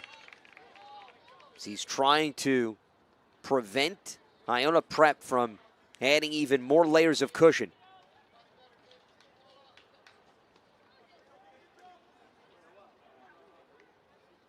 Archbishop Molloy will have its 6th, 7th, and 8th hitters up in the bottom of the frame as the runners go again, and without a throw, now both are in scoring position.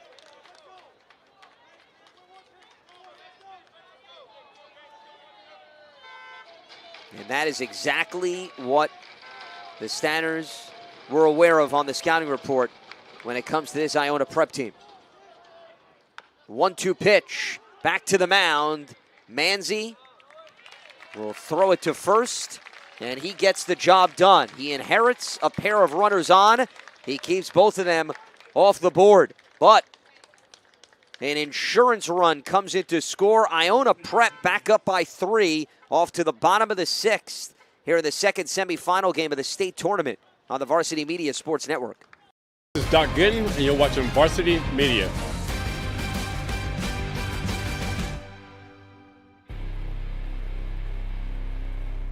Parents, your support means everything to your athletes and to us at Varsity Media. To help us continue bringing you the best YouTube coverage of high school sports on Long Island, we invite business owners to consider a sponsorship on our broadcasts. If you own a business, consider a sponsorship for your athlete's team. It's a great way to show support, gain visibility, and keep the coverage going strong. Join us in making a difference. Contact Varsity Media today to learn more about broadcast sponsorship opportunities by emailing ben@varsitymedia.net. For the latest news in high school sports, be sure to check out varsitymedia.net or follow us on social media at Varsity Media.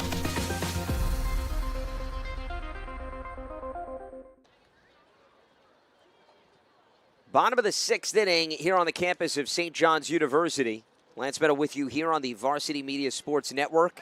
The New York Catholic High School Athletic Association State Championship Tournament is game 2 of the semifinals. Canisius shut out Kellenberg 4-0 in game number 1.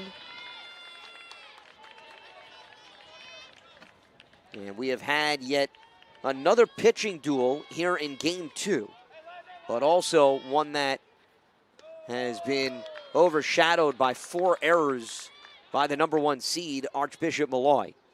And now their offensive lineup trying to ignite yet another rally with legend Acosta leading off here in the bottom half of the 6th. And Jelenevsky still on the mound. He has 9 strikeouts. And he has been, at times, overpowering.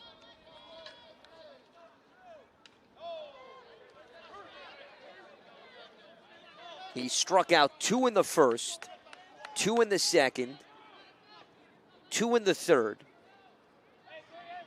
2 in the fourth,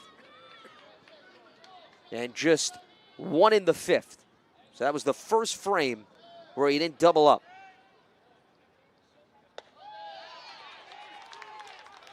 And that fastball right down the inside corner.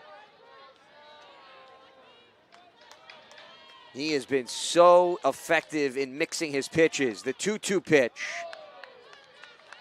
And we'll have a payoff.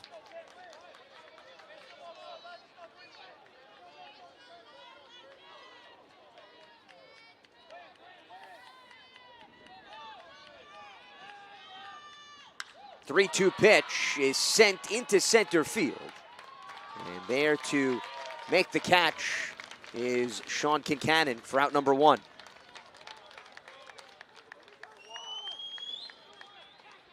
That'll bring up Marcos Lopez, the right fielder who is 2 for 2 with a pair of singles. Lopez drove in both runs in this game. That came in the 4th inning when he brought home Morales and Acosta.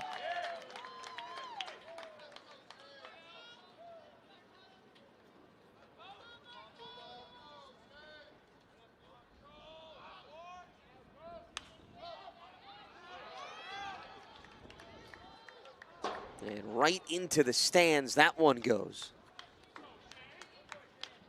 Well out of the reach of anyone who was hoping to walk away with a souvenir.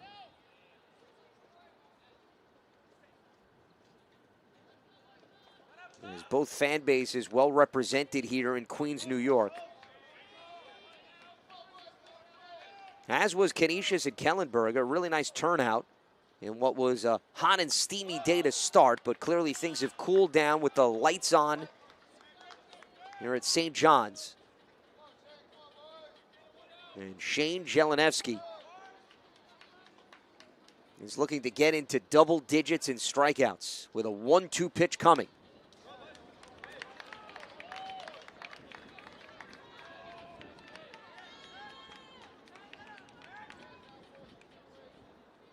He has not retired the side since the 1st inning.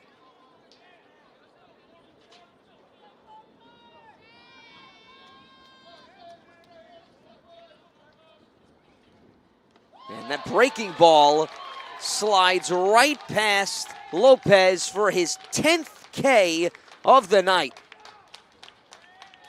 And 112 on the season. It has been a masterful performance for the 6'6", 230 right-hander who Maryland cannot wait to bring onto campus. And he immediately picks up where he left off, starting things off with a strike here to Nate Rosa, who has already gone down swinging twice. And a ground ball to first. And that is going to be indeed a 1-2-3 6th inning as Dylan Marola gets the job done at the bag. Top of the 7th we go here in Queens, New York with Iona Prep leading Archbishop Molloy 5-2 on the Varsity Sports Media and the Varsity Media Sports Network. You're watching the Varsity Media Sports Network, the home for New York high school sports. Varsity Media is now opening up our schedule to any team looking to be on a sportscast. Watching yourself on camera is okay, but hearing your name on a Varsity Media sportscast is like you're a pro. And look at this opportunity. Feldman behind. Jersey pulled. Feldman! Feldman! Loose ball, Keyshawn White has it. He's just going to let it fly. Oh! Keyshawn White from half court. That is cash. What a way to end the 3rd quarter. As West barks out the signals. West is going to keep it himself inside the 5 to the goal line. Touchdown! Touchdown, South Side.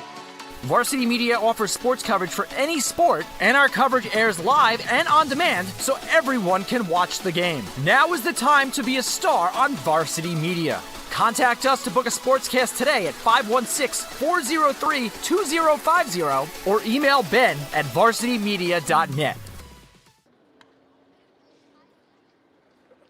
Top of the 7th inning here in Queens, New York with the top overall seed Archbishop Molloy trailing 4th seed Iona Prep 5-2.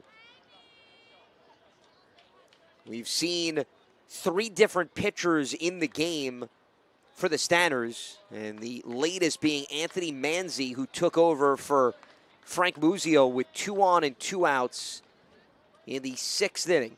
He was able to record that final out as he got Caden Ceballos to ground out right back to the mound. So Jordan Goldstein will lead off, followed by Andrew Donadio and Ryan Hogan also due up.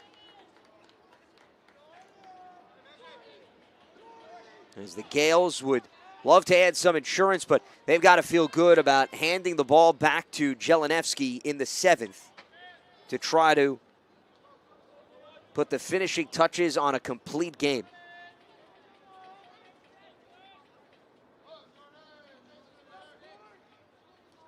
And his level of execution is going to be a huge reason why they will advance to the championship game tomorrow if they can hold off the #1 seed. And you think about the familiarity component. We talked about it all throughout the broadcast. It gets brought up in football all the time in the National Football League. You see a team play twice in the regular season. They meet in the playoffs for the 3rd time. And the narrative more often than not is it's hard to beat a team 3 times. And while on the surface that may be true, actually in the NFL, the numbers have proven that maybe it's not as challenging, but not to say this is the National Football League, but here in baseball, things can be unpredictable. And a team that fell twice to Archbishop Molloy has just had a much better grasp on them here in the 3rd go-around.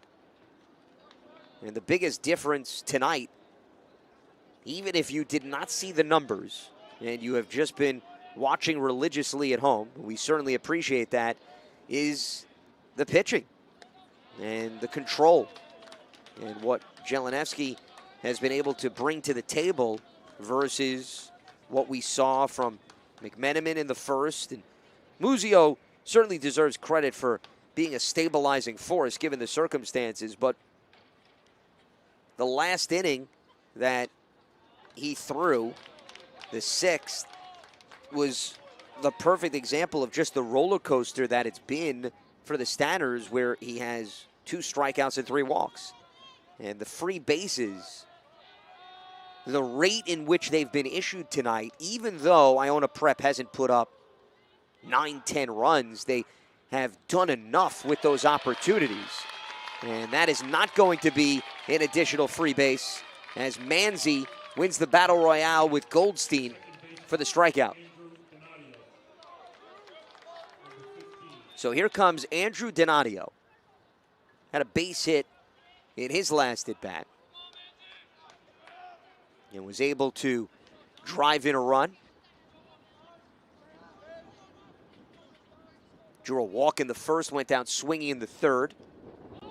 Shows bunt and pulls back and jumps ahead of the count. 1 ball and no strikes. Ryan Hogan on deck.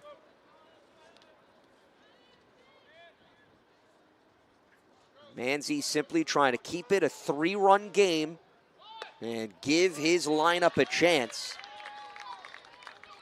It'll be the 9th hitter leading off for the Stanners, Matt Stevenson, who does not have a hit in this game. And then they'll go to the top of the order with Patrick DeSarno, followed by Dylan Payano.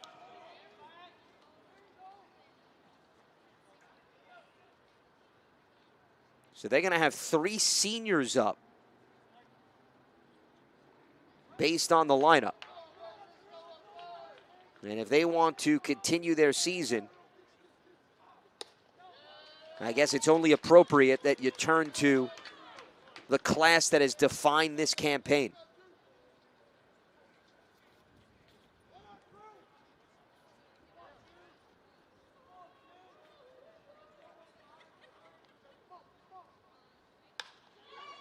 And that pitch lifted into right field, and it is not going to be caught. So hustling to second base and sliding in safely is Andrew Donadio with his 2nd straight connection. As we take a look, this was another blooper-esque type of hit, and A sliding effort made by Marcos Lopez, not ending with the result that he had hoped for. So as a result, Donadio able to hustle all the way to second base. And now Ryan Hogan has a runner in scoring position as he seeks his first hit of the night. He's going to take a strike on the outside corner. Hogan has popped out, grounded into a fielder's choice, and then grounded out to the mound. And he is receiving an opportunity in the starting lineup with Devin Diaz out. So they've had to move some personnel around, and he's going to get on base as he was hit by a pitch.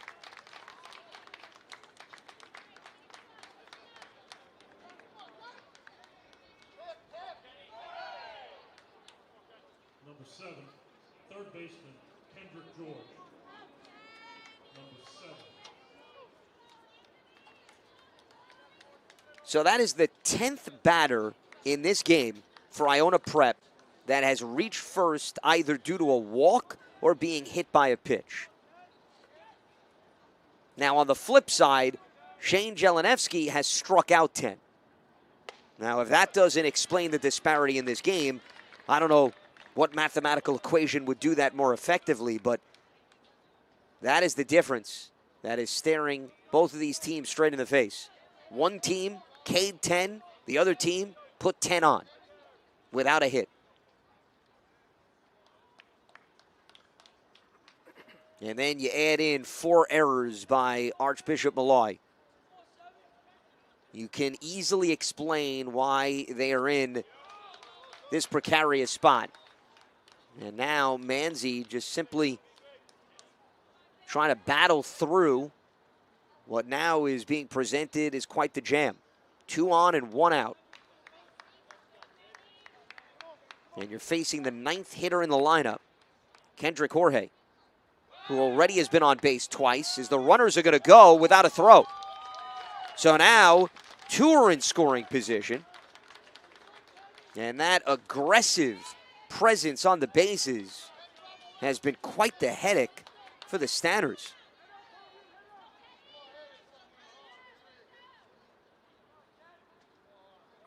And that's where the walks and the hit by pitches prove to be so costly. As a grounder is to second, the throw to home is going to be in time. So they are able to get Donadio at home plate. Nice job there by Charlie Loads to place the tag. That'll be out number 2.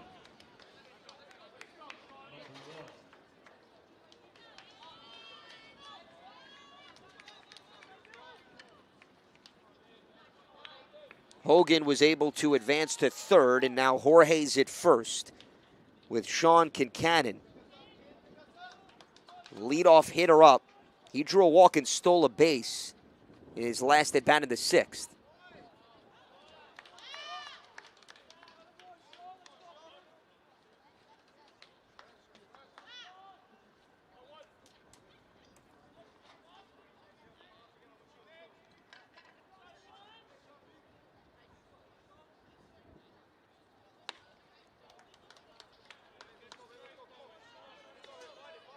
You think about the sign of a dangerous team is when the bottom of the order can wreak havoc, and the 7th, 8th, and 9th hitters for Iona Prep tonight have reached base combined 6 times. And that has been a huge X factor in this game as well. Donadio has been on base 3 times. Hogan just got on base here in the 7th, and Jorge has been aboard 3 times.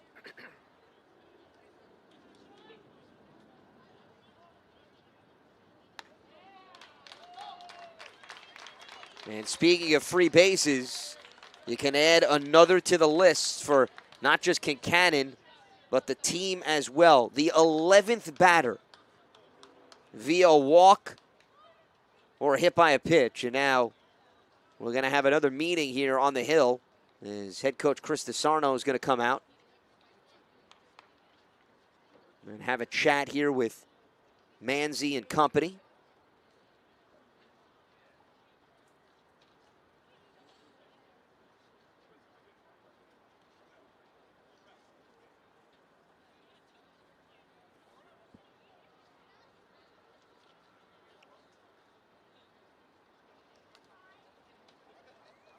Hogan's at third, Jorge is at second, and Kincannon's at first. So the bases are loaded with 2 outs. And Manzi just trying to end the top of the 7th so that his lineup can perhaps position itself for a rally. Number 2, shortstop, Julian Guzman. Julian Guzman, Number 2 walks, a fly out, and a ground out. And like Kincannon, he also stole a base after he drew a walk in the 6th. And there is no room to put him. And a runner is going to come in to score from third as a result of the ball getting away from Charlie Lodes. So welcome home, Ryan Hogan. And it is now 6-2 in favor of Iona Prep. As you see, it goes right through the legs of Lodes, and immediately Guzman told Hogan to aggressively head home. And that is the exact script that he followed. And 2 runners also advanced, as Jorge now is at third, Kincannon is at second. So this is now the largest lead of the game for the Gales.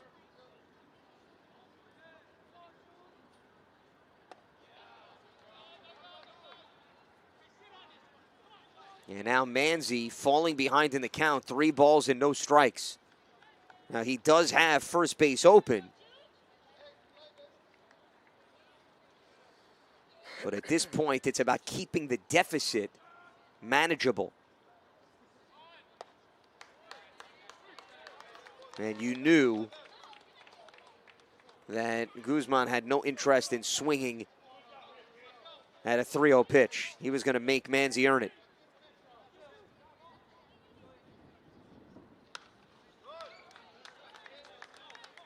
So we'll have a payoff coming. If he could get on Dylan Mirola, we'll have an opportunity.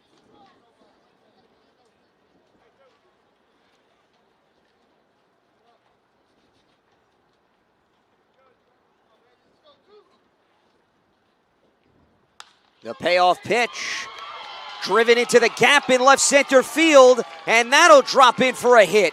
2 runs coming to score.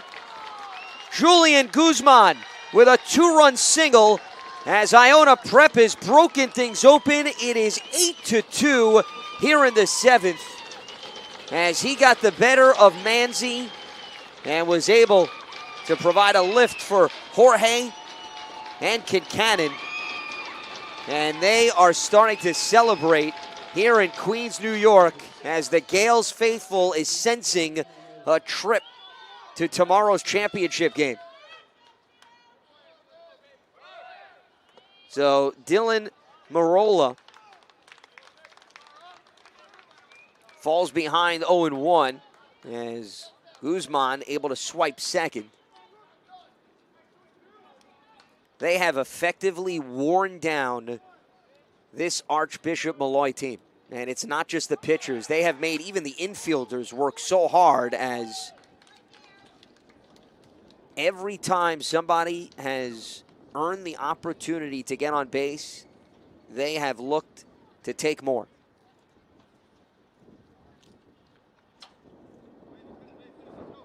And we talk about these things off the top of the broadcast for a reason. There's an identity for teams, and both of them are great at stealing bases.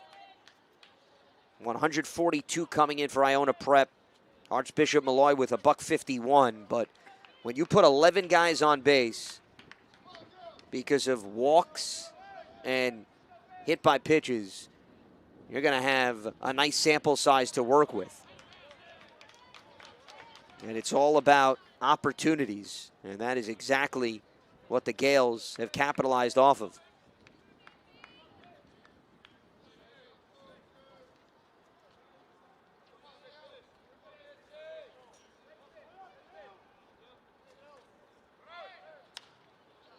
This pitch blooped down the right field line, and an over-the-shoulder grab by John Brown is going to end in a eventful top of the 7th inning. So the Stanners still giving it their all as we look at John Brown going over the shoulder, scooping it up. He'll now hand things over to his teammates as we move to the bottom of the 7th, the last opportunity for the top seed, trailing 8-2 on the Varsity Media Sports Network. You're watching the Varsity Media Sports Network, the home for New York high school sports. Hey parents, Varsity Media is now offering ISO video of just your athlete. Why settle for the wide angle that shows every player on the field? With our ISO video, your athlete is front and center the entire game. This footage will help in creating highlight videos for college coaches to better pinpoint your athlete's play on the field. Watching our video will help your athlete improve progressively throughout the season and may lead to a college scholarship. Varsity Media is now booking ISO videos for the fall, but spots are limited. Contact us today for football, soccer, field hockey, and volleyball by calling 516-403-2050 or emailing ben@varsitymedia.net.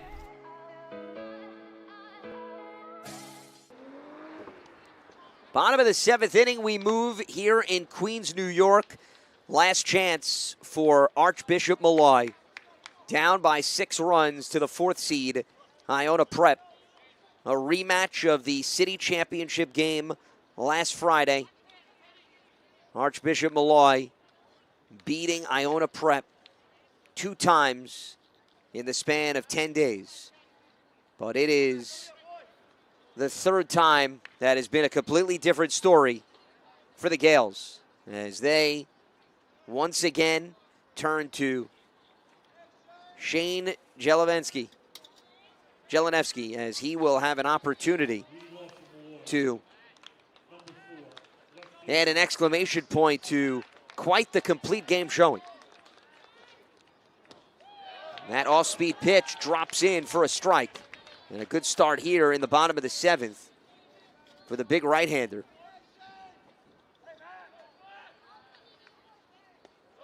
And he comes back with another off-speed pitch, missing. Chris DeSarno, the head coach of Archbishop Molloy, talked a lot about how effective his team this season has been in what he calls 50-50 games. They've consistently found a way to compete. 3 in the Brooklyn Queens tournament, back against the wall. 4 in the city tournament, same thing. So this was their 8th game under those circumstances, meaning where it's a do-or-die scenario. There is no tomorrow if you don't take care of business. There is no hardware. As Matt Stevenson leads off with a walk here at the bottom of the 7th, and his team has answered the call time and time again under those circumstances. But is this deficit just too big for them to overcome? They go now to the top of the lineup. Patrick DeSarno had a base hit in his last at-bat. He takes a strike. Dylan Payano and Aiden Roman due up.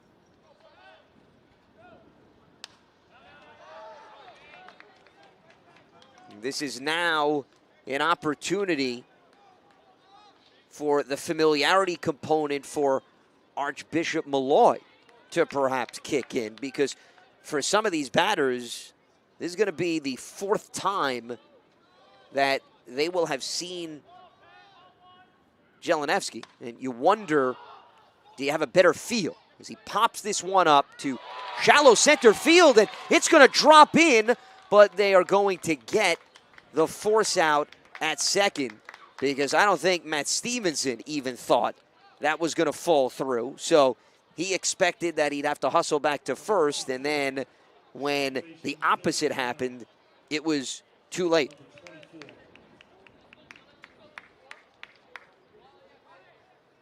Well, when these two teams meet, it wouldn't be a matchup without any drama down the stretch. And that certainly kept everybody at the edge of their seats. And had Matt Stevenson anticipated that perhaps it wasn't going to be a catch, it could very well have first and second with nobody out right now. Instead, a completely different ball game as Payano is going to drop that into the stands.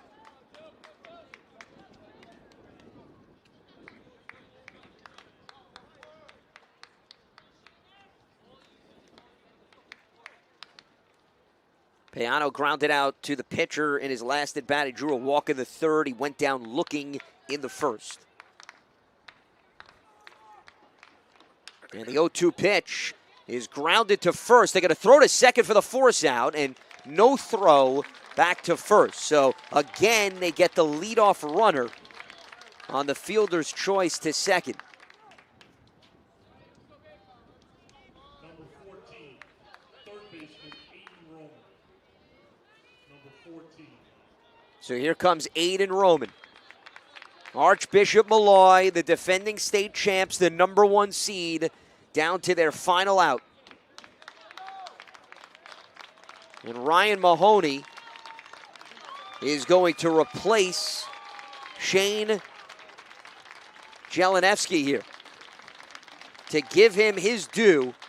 And he is hearing it, a standing ovation from the Iona Prep fans who have made the trip out to Queens, New York, and his teammates there to give him high fives and pats on the back as they'll go to the bullpen.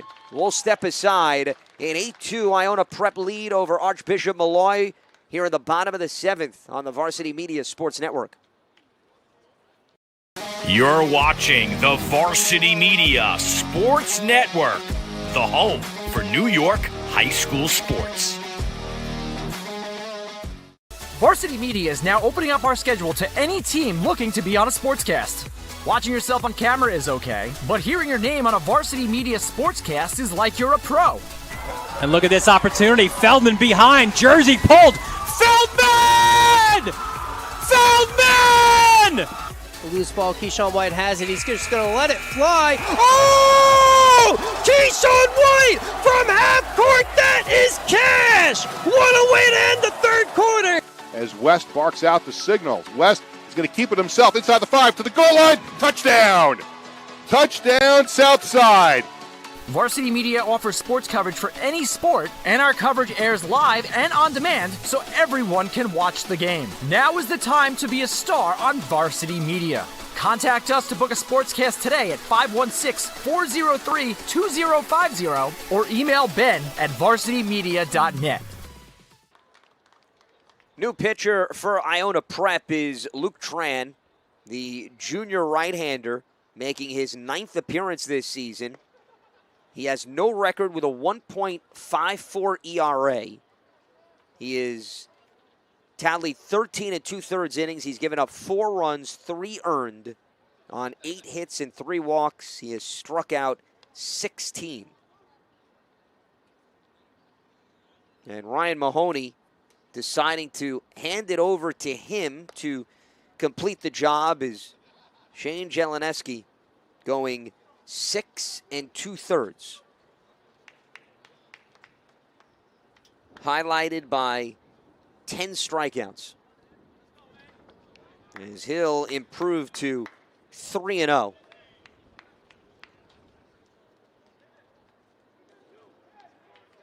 Tran actually had played second base the whole year because they needed him there, but he wound up rolling his ankle So now he is only available to pitch. The ankle injury, it hasn't slowed him down on the mound. It's the plant leg. So he is still able to maintain his control. And the first pitch in for a strike to Aiden Roman.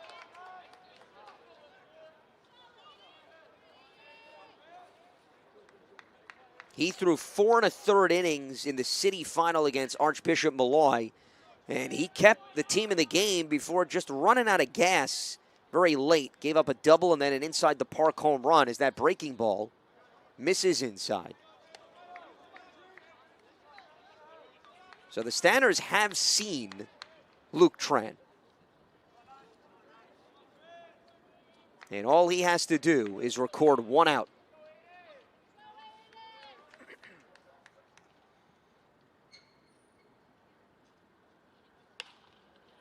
As that pitch sent into left field, and there to make the catch is Ryan Hogan, as Iona Prep has proven the third time is a charm. After losing twice in the span of 10 days to Archbishop Molloy, they avenge both of those setbacks and knock off the defending state champs and the #1 seed 8-2 here in the second semifinal game, as we look at Ryan Hogan coming in with an opportunity tonight because Devin Diaz is out and able to make the catch. So the stage is set for the championship, for the state title. It is going to be the #3 seed Canisius against the #4 seed Iona Prep. So how about that? The #1 and 2 seeds both ousted in the semifinals. And it is going to be quite the battle between the team from Buffalo and then the team from New Rochelle.